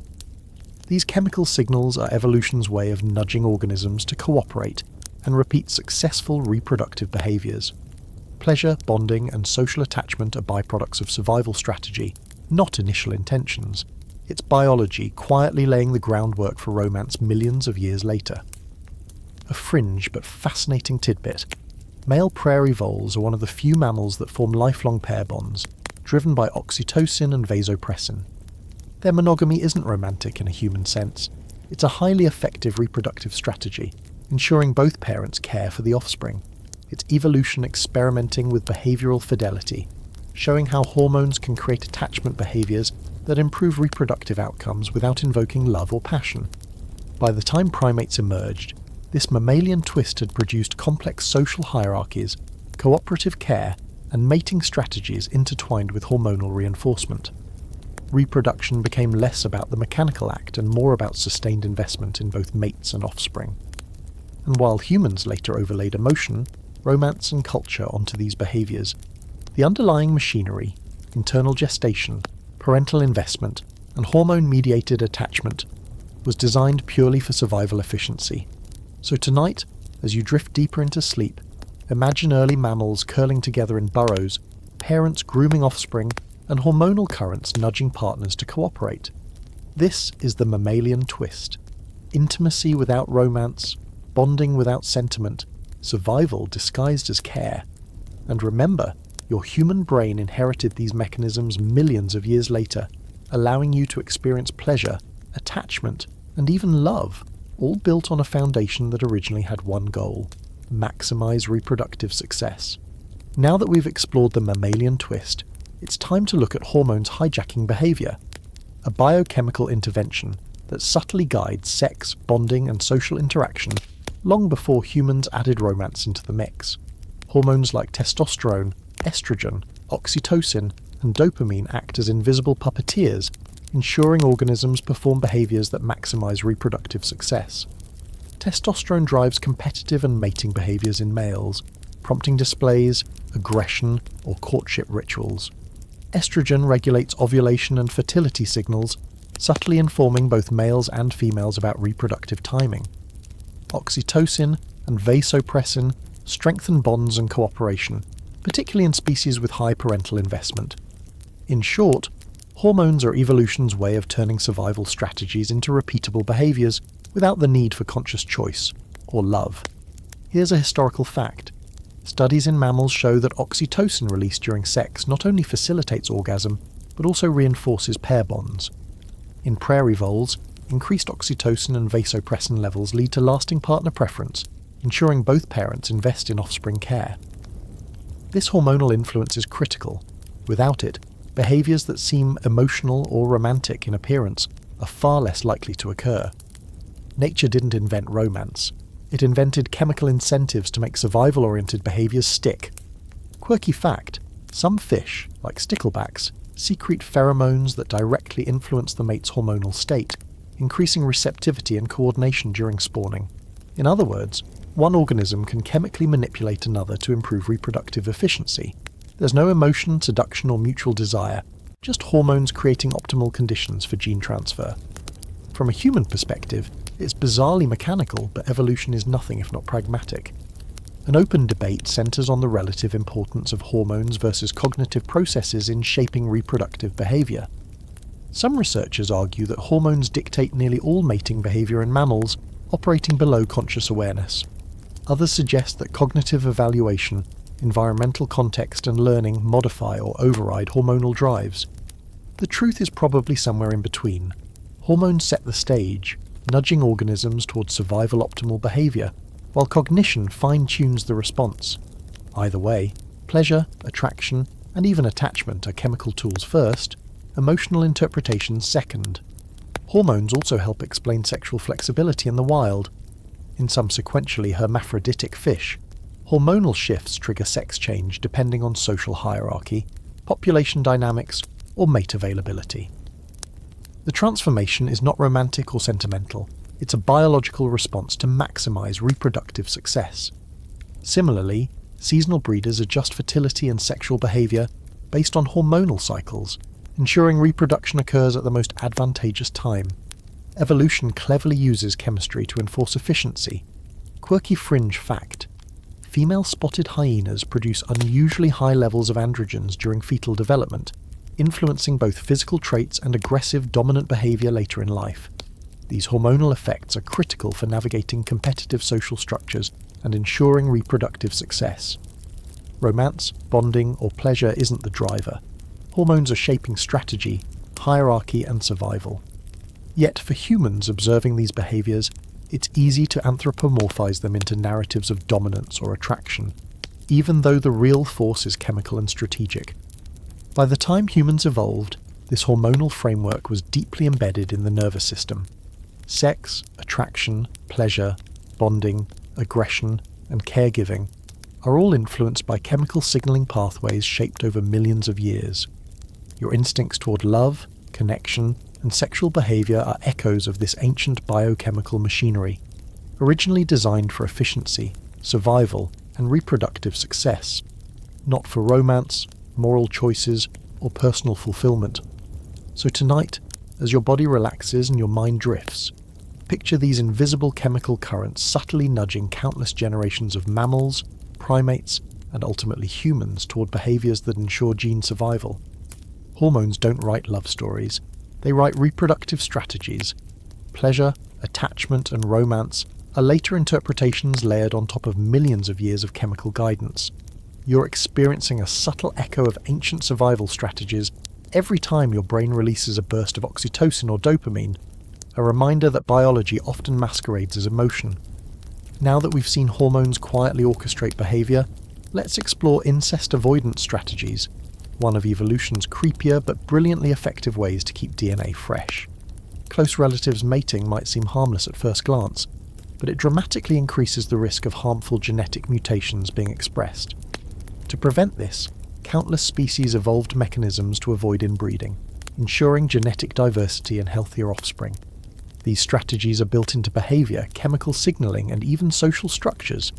It's a subtle, often invisible system, reminding us that reproduction is not just about gametes meeting, it's about optimising survival at the genetic level. Romance or affection doesn't factor in.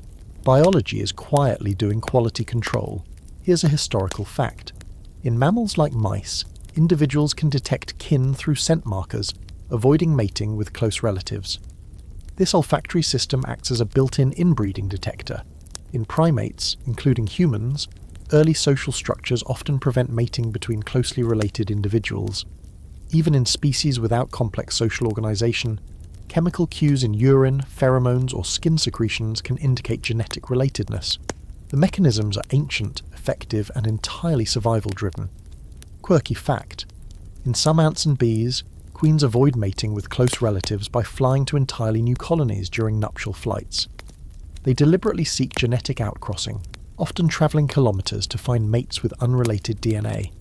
It's evolution's way of avoiding genetic stagnation, and the scale of the strategy is both impressive and slightly absurd. Romance is irrelevant. Survival is the only metric. There's an open debate about how incest avoidance evolved in humans. Some anthropologists argue that culturally enforced taboos reinforced innate biological tendencies to prevent inbreeding. Others suggest that chemical cues, social familiarity, and early exposure to relatives contribute more strongly than conscious norms.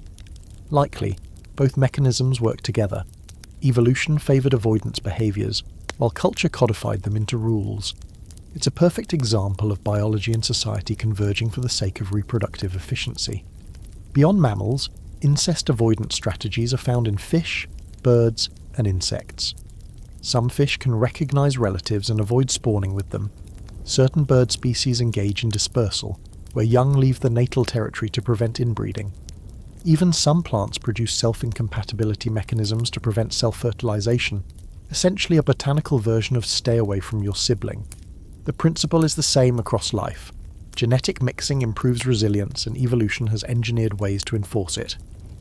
Quirky fringe fact: in naked mole rat colonies, a single queen monopolizes reproduction, while the rest of the colony consists of non-reproductive relatives. This extreme system limits genetic competition, but also controls inbreeding by ensuring only the fittest individuals reproduce. It's simultaneously creepy, efficient, and fascinating. A stark reminder that survival, not romance or ethics, drives reproduction.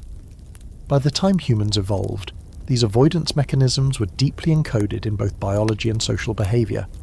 Attraction is often subconsciously influenced by familiarity, scent, and genetic distance. Even our modern taboos and instincts echo this ancient survival strategy. Don't mate with close kin, maximise genetic diversity, and reduce risks to offspring. Romance might complicate the picture today, but the evolutionary logic behind incest avoidance remains remarkably clear and effective.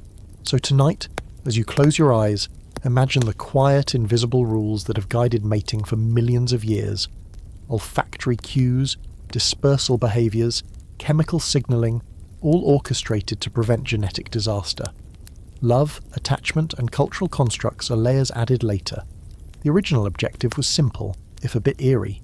Keep DNA strong, varied, and resilient. Evolution doesn't romanticize its solutions, it simply makes them work. Now that we've covered incest avoidance, let's dive into polyamory in the wild, a surprisingly common strategy that has nothing to do with romance, and everything to do with reproductive efficiency. Across countless species, individuals mate with multiple partners, spreading their genes while also increasing the chances that some offspring survive. Polyamory in this context isn't a choice based on love, ethics, or desire. It's evolution maximizing success. By mating with multiple partners, organisms hedge their bets, increase genetic diversity, and often reduce the risk that all their progeny share the same vulnerabilities. It's literally biology playing the numbers game. long before humans turned polyamory into a social or emotional concept. Here's a historical fact. In many primate species, females mate with multiple males within a social group. This strategy confuses paternity, reducing the likelihood of infanticide while simultaneously increasing the genetic diversity of the offspring. Male primates, in turn, compete intensely for access, often displaying elaborate aggression or dominance behaviours. The pattern is consistent. The system rewards those who strategically mate with multiple partners, increasing overall reproductive success. Romance, emotional attachment, or monogamy is entirely optional. Survival and gene propagation are mandatory. Quirky fact: male chimpanzees sometimes engage in what researchers call consortship, where a male pairs temporarily with a female for a few days of exclusive mating, while she may simultaneously mate with other males outside that period. This temporary pairing maximizes genetic chances without creating emotional bonds. If humans behaved exactly like this, dating apps might look more like tactical scheduling systems than romance. But in the wild, strategy always trumps sentiment. Open scholarly debate exists around whether polyamory in animals primarily benefits males, females, or both. Some argue it's mostly advantageous for males, who can spread genes widely, while others suggest females gain genetic diversity, stronger offspring, and protection from infanticide. The consensus seems to be that both sexes can benefit, but the mechanism is purely survival-driven. Evolution doesn't negotiate fairness, it rewards strategies that maximize reproductive success. Beyond primates, polyamory shows up in birds, fish, and insects. Female promiscuity is common in many species, allowing genetic mixing that strengthens offspring. Male strategy often involves guarding, sneaking, or coercive tactics, but the underlying goal is consistent: ensure your genes survive. Insects like fruit flies even have sperm competition, where multiple males' sperm compete inside the female reproductive tract, creating a literal microscopic polyamorous battlefield. Again, pleasure, romance, or loyalty is irrelevant. Survival is all that matters. Fringe fact: in certain species of cuttlefish, males mimic females to sneak past dominant males and fertilize eggs. This deceptive tactic is a form of polyamory at the genetic level, demonstrating that sexual strategies often rely on trickery, flexibility, and adaptability.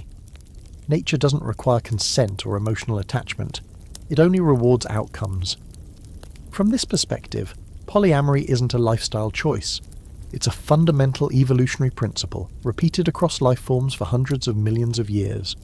By the time humans evolved, polyamory had left its subtle fingerprints on reproductive behavior. Our instincts toward curiosity, attraction to multiple partners, and sexual exploration echo these ancient strategies, even if social norms and culture later added moral or romantic constraints.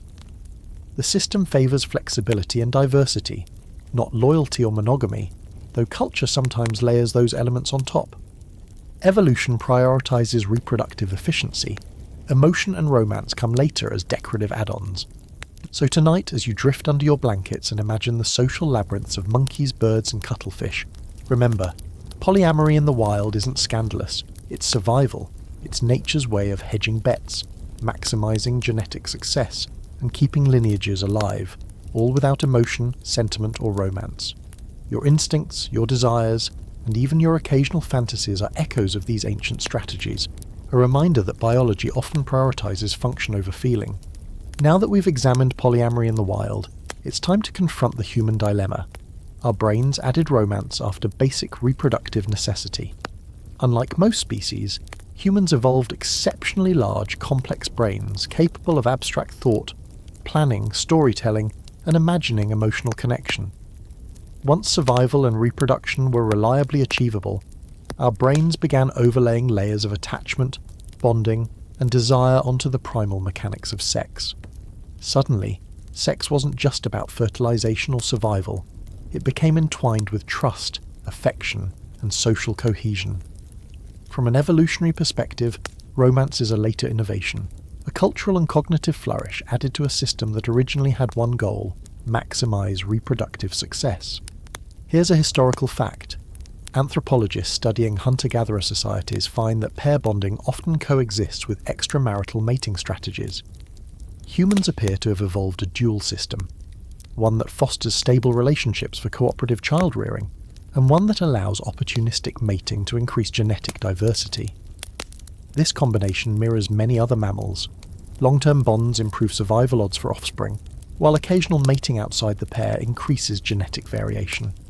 Romance, as we understand it, is largely a byproduct layered onto a system optimized for survival efficiency.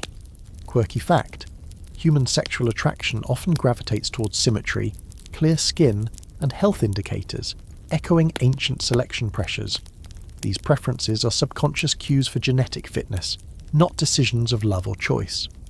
When you feel drawn to someone, your brain is interpreting millennia of evolutionary signals, nudging you toward a mate likely to produce viable offspring.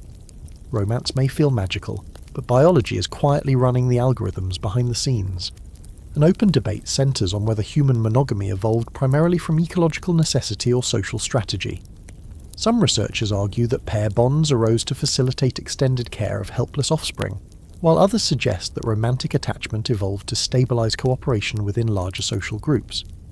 Both are likely true, and together they illustrate a core idea.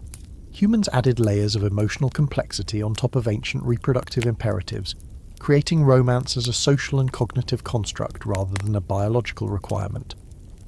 Humans also inherited a unique twist: long-term memory and narrative thinking. While other mammals respond primarily to hormones and immediate cues, humans anticipate the future, imagine desires, and craft social stories. Love, jealousy, and commitment evolved as cognitive extensions of reproductive strategy, reinforcing pair bonds and social cooperation. But underneath all of it, the original machinery, the chemical drives, the sexual instincts, the gamete game, is still at work, guiding behaviour even when culture tries to override it. Quirky fringe fact: in some hunter-gatherer tribes, individuals maintain multiple concurrent relationships while still forming cooperative parenting networks. This behaviour mirrors patterns seen across the animal kingdom, suggesting that our romantic choices are heavily influenced by ancient reproductive strategies, with cultural overlays giving them emotional meaning. What feels like love may, at its core, still be strategic biology disguised in stories, poetry, and ritual. By the time civilization emerged, romance was codified into rituals, poetry, and cultural institutions, but it was built atop millennia of biological strategy. Humans added narrative, symbolism, and emotional depth to sexual behaviour, giving birth to concepts of love, loyalty, and moral judgment. Yet beneath the stories, instincts honed over millions of years, pleasure, mate selection, and reproductive calculation, continue to govern much of our behaviour. Romance is optional, reproduction is not, even in our highly social symbolic world. So tonight, as you settle under your blankets and let your mind drift, consider this: your feelings, attractions, and romantic desires are a sophisticated overlay on a system that existed long before humans could even dream. Evolution provided the machinery for reproduction, survival, and social cohesion. Your brain added emotion, storytelling, and the magic of love. Romance may feel essential, but at the deepest level, your instincts are echoes of an ancient, practical, and ruthlessly effective reproductive legacy. Now that we've explored the human dilemma, let's examine love as a cultural layer, how societies rebranded sex to serve loyalty, hierarchy, and social cohesion, rather than pure biology. Once humans developed language, memory, and complex social structures, sex and reproduction could no longer be just survival strategies. They needed meaning, rules, and ritual. Cultural institutions, from arranged marriages to romantic courtship, from dowries to ceremonies, transformed the raw mechanics of reproduction into a social narrative. Love, fidelity, and devotion became tools for ensuring cooperation, reducing conflict, and securing resources for offspring, even if the original evolutionary imperative remained unchanged: survival and gene propagation. Here's a historical fact. Ancient civilizations such as Mesopotamia and Egypt codified sexual behavior through laws and rituals. Marriage, sexual taboos, and inheritance rules were designed primarily to control reproduction, preserve social order, and ensure lineage continuity. Love and romance were often secondary, sometimes celebrated in poetry or myth, but the driving purpose was societal stability. Sex became a social glue. not just a biological function. Humans were layering symbolic meaning on top of mechanisms that had existed for hundreds of millions of years. Quirky fact. In medieval Europe, courtly love rituals often glorified devotion and attraction, without any expectation of consummation. Knights wrote poetry and performed feats to honour a lady's favour, creating elaborate emotional scaffolding around desire. From an evolutionary standpoint, this was purely symbolic. It reinforced social bonds, elevated status, and created networks of loyalty, while the biological drive to reproduce remained the invisible engine. Romance had become a cultural artifact, decorating survival strategies with narrative flair. An open debate in anthropology centres on whether culture primarily amplifies or suppresses innate sexual drives. Some scholars argue that rituals, taboos, and moral codes channel biological impulses towards social cooperation, minimising conflict and ensuring successful reproduction. Others contend that culture sometimes conflicts with biology, creating tension between instinct and expectation.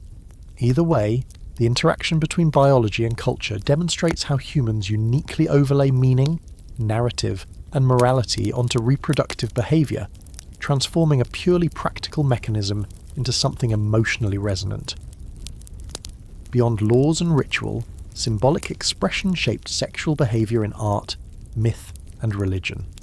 Fertility gods, creation myths, and erotic art all reflect humanity's attempt to impose meaning on reproduction, turning it into a story that reinforces values, cohesion, and hierarchy.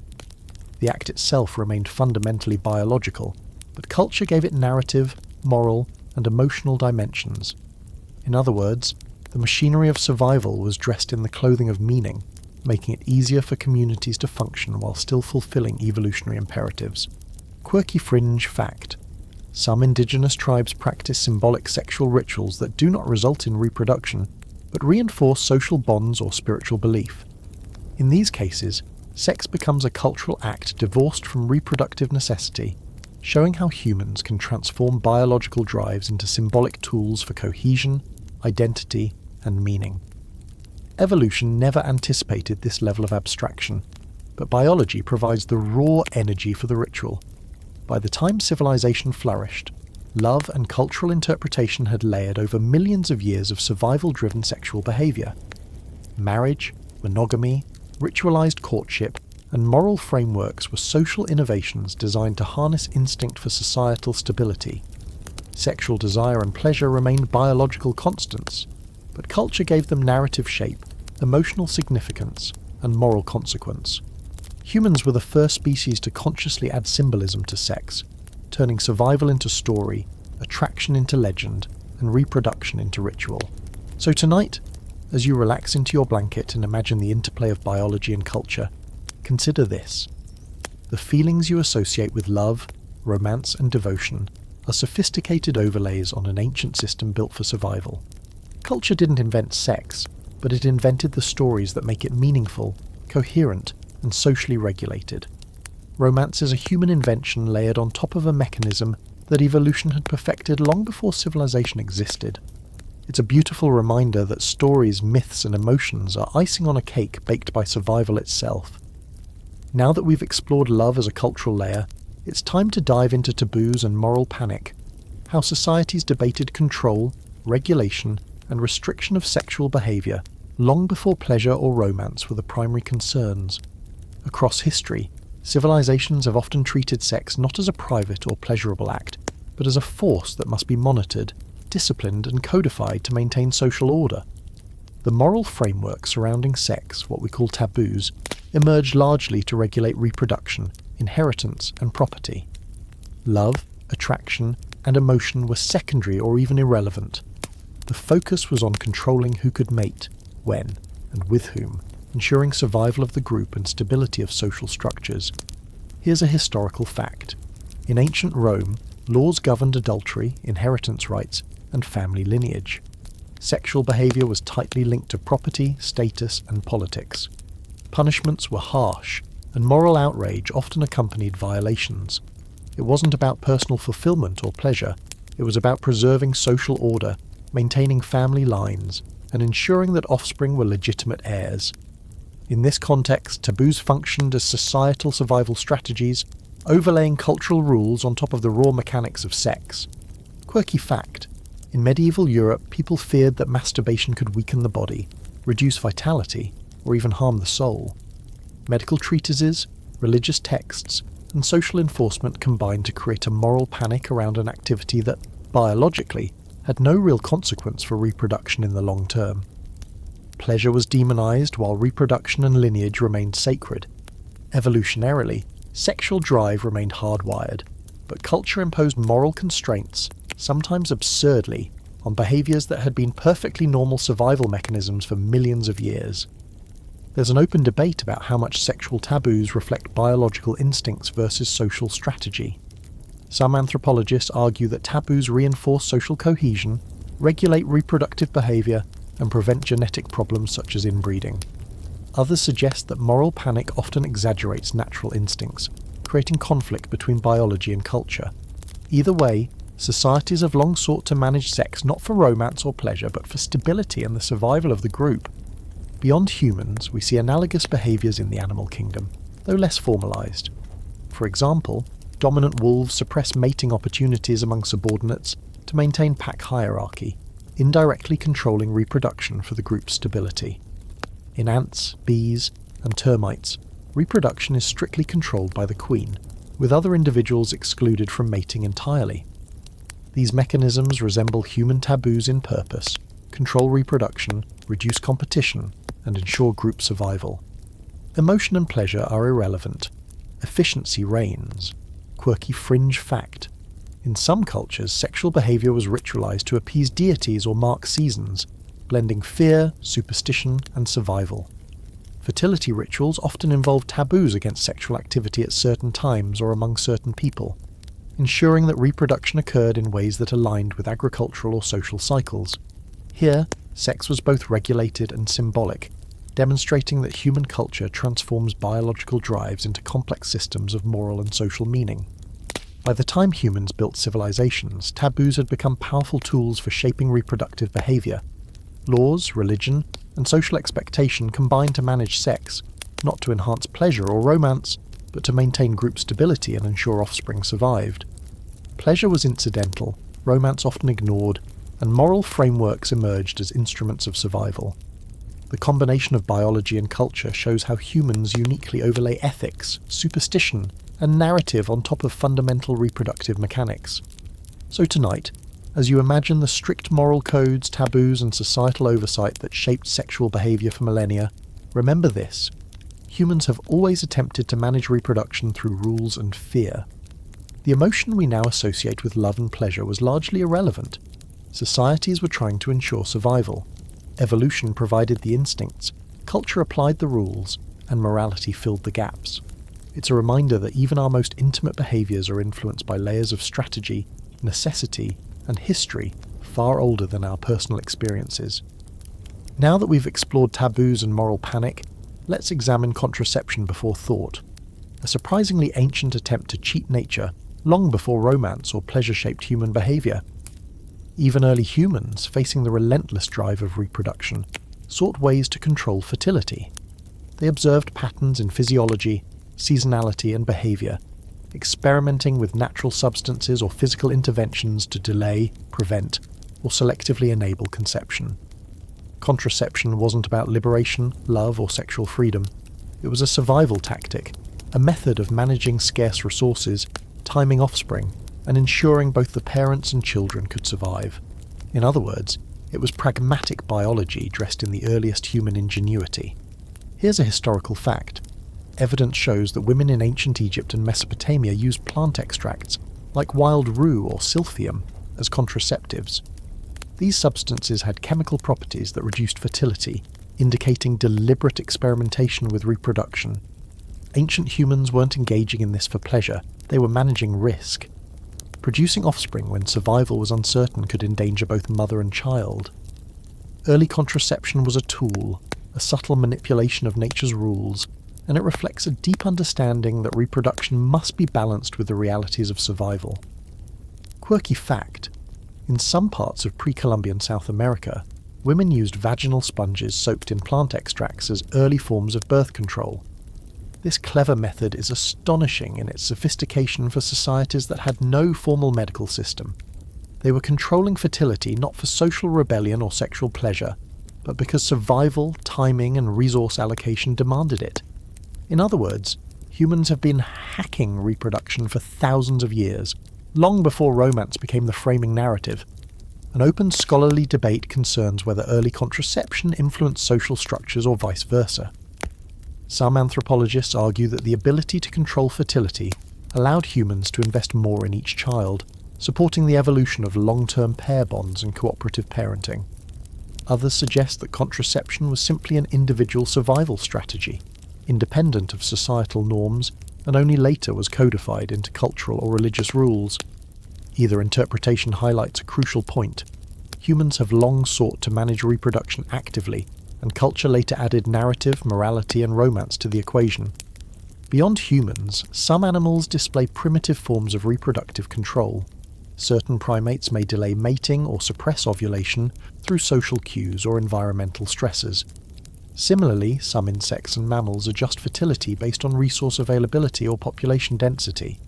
Nature itself experiments with fertility control long before humans formalized it with plants, sponges, or rituals, demonstrating that contraception is an adaptive strategy rooted in survival, not pleasure or romance. Quirky fringe fact. Some researchers suggest that early humans may have used the menstrual cycle itself as a natural form of birth control, timing sexual activity to increase or decrease conception chances. This illustrates how observation, trial and error, and adaptive thinking were applied to reproduction long before written language or moral codes emerged.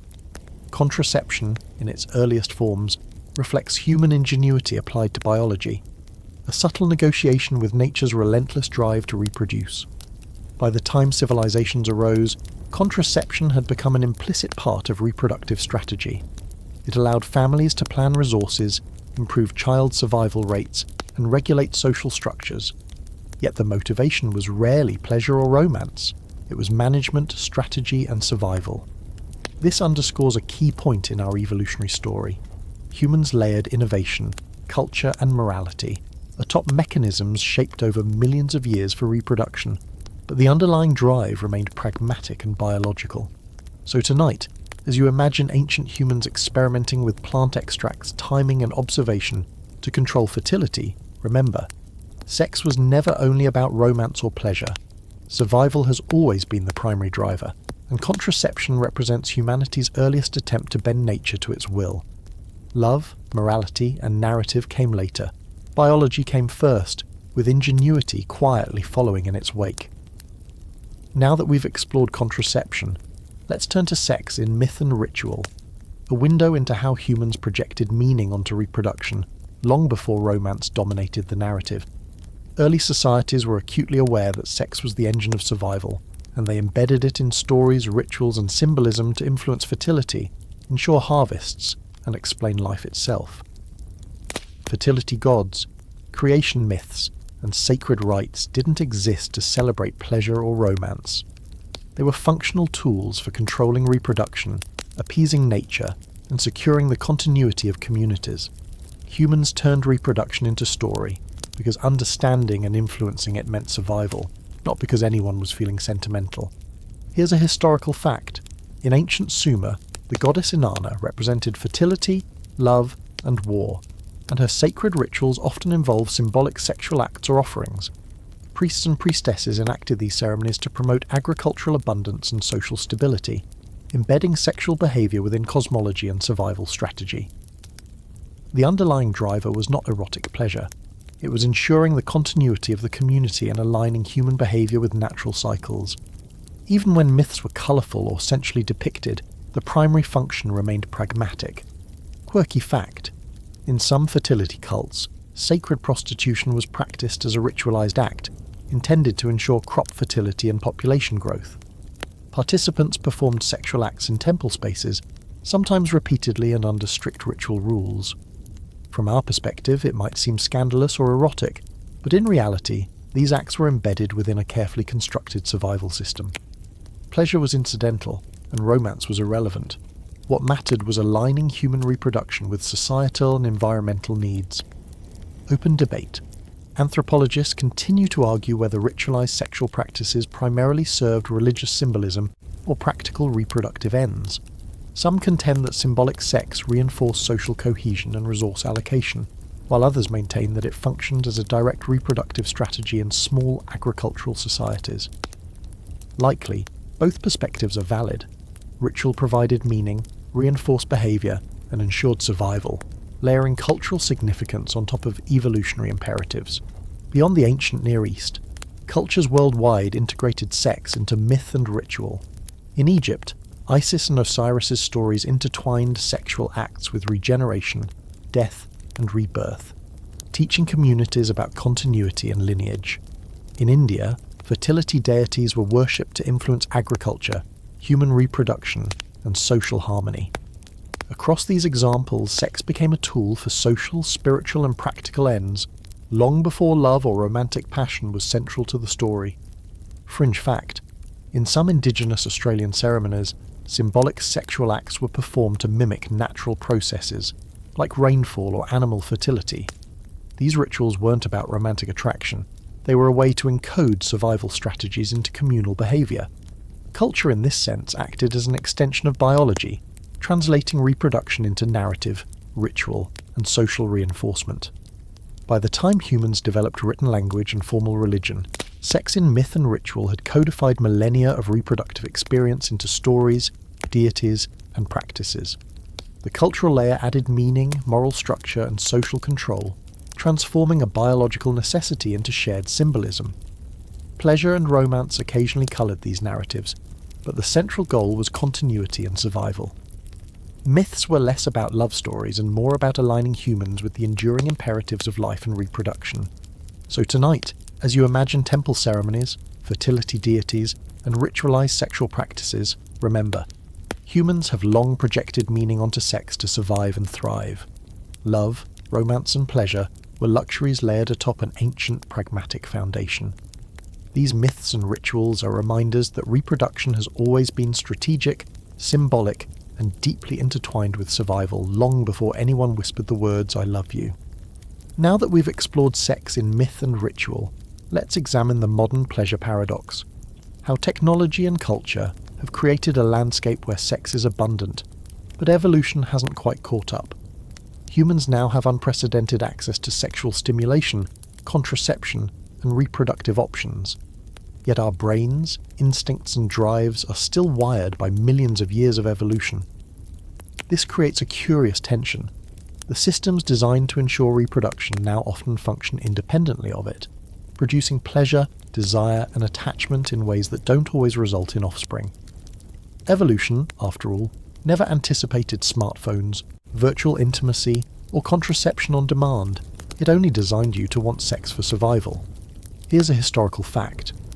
With the invention of effective birth control in the 20th century, humans gained the ability to decouple sex from reproduction for the first time on a global scale. This has allowed people to experience sexual pleasure, intimacy, and attraction without directly contributing to offspring. From an evolutionary standpoint, this is unprecedented. The brain's reward circuitry still responds to sexual stimuli as if reproduction were the goal, even when it isn't. It's a paradox of biology meeting modern culture. Quirky fact: studies show that humans are still strongly influenced by cues that historically signaled fertility, facial symmetry, hormonal cycles, and physical health, even in relationships where reproduction is not intended or desired. In other words, our attraction algorithms are ancient, hardwired, and sometimes hilariously misaligned with modern reality. You might find yourself drawn to someone for reasons evolution designed for reproductive success, even when neither of you intends to reproduce. It's a glitch in the system that's both functional and absurd. Open debate. Scientists continue to study whether modern sexual behaviour is adaptive, maladaptive, or neutral. Some argue that sexual pleasure reinforces bonding and cooperation, even when children aren't involved. Others suggest that abundant non-reproductive sex could create mismatches between instinct and outcome, potentially generating psychological or social tension. The key takeaway is that evolution set the stage for desire and reproduction, but modern culture has rewritten the playbook in ways that biology never fully anticipated. Beyond contraception, Humans have invented countless ways to stimulate sexual desire: media, pornography, social interaction, and even technology-assisted intimacy. These innovations amplify ancient reward circuits in the brain, activating pleasure centers regardless of reproductive outcome. In evolutionary terms, you could say we've hacked the system, but the system itself still believes reproduction is at stake. It's a fascinating mismatch between biology and culture, instinct and convenience, drive and fulfillment. Quirky fringe. Fact: some researchers propose that sexual novelty is deeply rooted in human evolution. Historically, seeking multiple partners increased genetic diversity, so our brains crave novelty even today. The paradox is that modern society allows endless novelty with minimal reproductive consequence, turning a survival strategy into a source of entertainment, distraction, or personal satisfaction. Pleasure and survival have decoupled, and the brain continues to chase ancestral signals with no regard for modern realities. By the time humans became capable of controlling reproduction, manipulating sexual access, and creating artificial stimulation, the ancient machinery of sex, gametes, hormones, and instinct remained unchanged. Desire, attraction, and pleasure persist because they historically signaled reproductive opportunity. Romance, emotion, and culture now guide behavior in addition to these drives, creating the modern paradox. Sex is everywhere, pleasure is decoupled from reproduction, yet biology still thinks it's a survival imperative. So tonight, as you drift under your blankets and imagine brains designed for survival, navigating a world of limitless sexual stimulation, remember, the machinery of desire, attraction, and pleasure is ancient. Modern culture and technology have amplified it, often without reproducing. Your instincts, cravings, and impulses are echoes of evolutionary strategy, occasionally misaligned with modern life, but perfectly functional in the context they evolved. Pleasure is abundant, reproduction optional, and biology delightfully oblivious to convenience. Now that we've examined the modern pleasure paradox, let's look at where we go from biology, into a future where genes, technology, and maybe even love itself may be optional. Humans are now the first species capable of controlling reproduction almost entirely, whether through contraception, assisted reproductive technologies, or even gene editing. The very ancient drives for survival and reproduction still pulse in our hormones and instincts, but society has created a layer where desire, attachment, and sexual behavior can exist independently of the original purpose: passing on genes. In this brave new world, sex may become increasingly decoupled from reproduction, and pleasure, attachment, or even romance could exist entirely for their own sake, untethered from biology. Here's a historical fact. Advances in reproductive technology, from IVF to sperm banks, have already allowed humans to separate sex from reproduction. People can now conceive children without sexual intercourse, or avoid conception entirely while still enjoying sex. Evolution's ancient algorithms, the ones that reward pleasure, mating behavior, and bonding, are still active, yet modern technology allows us to override nature's original rules. The result is a world where reproduction is optional, while sex and attachment remain pleasurable and socially meaningful.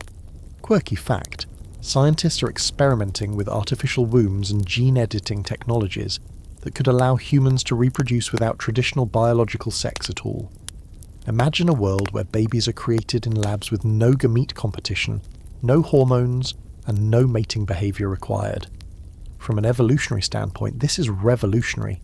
The primal rules of gametes, competition, and attraction could become obsolete, while humans retain pleasure, social bonding, and cultural rituals around sex. Romance might continue as a cultural artifact, but biology itself could become optional. There's an open debate in bioethics about whether this future will strengthen or weaken human social bonds. Some argue that detaching reproduction from sex could reduce competition, jealousy, and coercion, allowing relationships based purely on mutual desire and care. Others warn that bypassing biology could disconnect humans from instincts that historically structured social organization, attraction, and bonding. The tension between evolution, culture, and technology illustrates the ongoing negotiation between ancient imperatives and modern freedom. Beyond reproduction, humans are already experimenting with pleasure as an end in itself. Virtual reality, robotics, and digital intimacy allow sexual gratification without reproductive consequence. Ancient evolutionary drives for novelty, bonding, and reward circuits continue to guide behaviour, but the context has shifted dramatically. Sex is no longer exclusively about survival or passing on genes. It can exist as social, recreational, or emotional enrichment. Evolution laid the foundation. Culture and technology are rewriting the rules. Quirky fringe fact: some futurists speculate that humans may eventually evolve or engineer ways to experience pleasure, attachment, or even romance entirely independent of reproductive function. Our ancient reward circuits may remain, but reproduction could be outsourced to technology, creating a species where sex is decoupled from survival, and love is purely a narrative or neurochemical experience. In a few million years, descendants of humans might look back on the biological imperative of sex the way we view salmon returning to spawn. Fascinating, necessary once, but obsolete for the future. By the time we reach this speculative future, humans will have fully layered culture, technology, and choice on top of evolutionary imperatives. Sex, love, and pleasure may persist as experiences valued for themselves, while the biological reason for sex, reproduction, becomes optional. This is a culmination of millions of years of evolutionary experimentation. Ancient strategies of gametes, hormones, mating behaviours, and bonding meet a world of conscious control and innovation. Romance and pleasure may thrive in this world, but biology no longer dictates the rules. So tonight, as you close your eyes and imagine the future of sex, genes, and human experience, remember this. The story began with single cells swapping DNA, progressed through billions of years of survival strategies, and now arrives at a place where desire, pleasure, and perhaps even love may exist entirely by choice.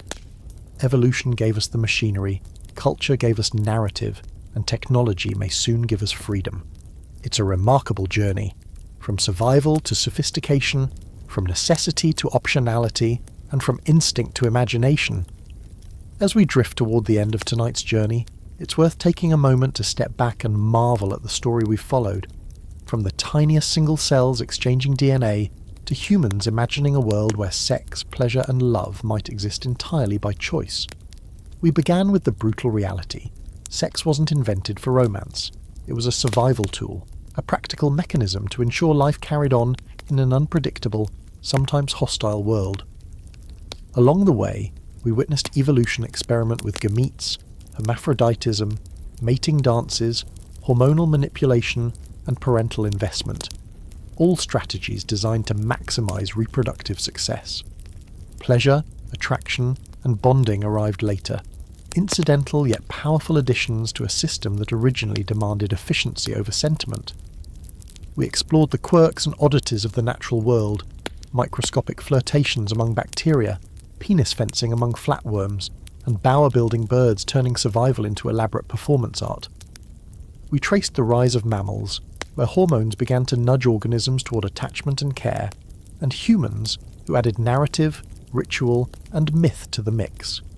Contraception, taboos, cultural overlays, and symbolic rituals all demonstrated humanity's unique ability to manage and reinterpret biological imperatives. Every story, law, ritual, and taboo was designed in one way or another to harness sex for survival, long before anyone called it romance. We also ventured into the modern paradox where sex is abundant, pleasure is decoupled from reproduction, and technology allows humans to bypass biological imperatives altogether. Evolution built reward circuits, novelty-seeking drives, and attachment behaviours, but society and science have created spaces where desire, bonding, and even intimacy can exist independently of reproduction.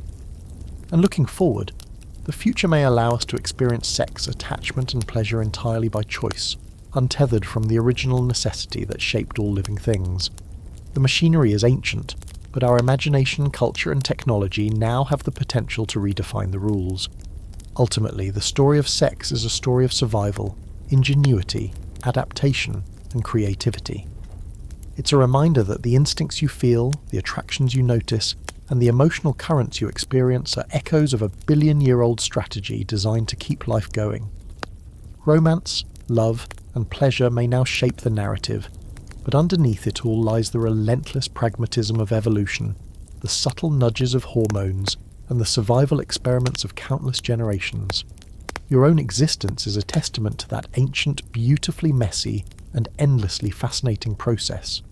So, as you settle deeper into your pillows, maybe feel the quiet hum of life around you and allow your mind to drift. Remember, sex began as survival, became ritual, was layered with culture and myth, and now thrives as pleasure, narrative, and even imagination. It's a journey from necessity to optionality, from instinct to story, and from ancient survival to the creative potential of modern humans. Your body, brain, and instincts carry whispers of this journey with every pulse, every attraction, and every quiet moment of reflection. Sleep well, knowing you are the product of billions of years of evolution, ingenuity, and experimentation, and that the story continues with you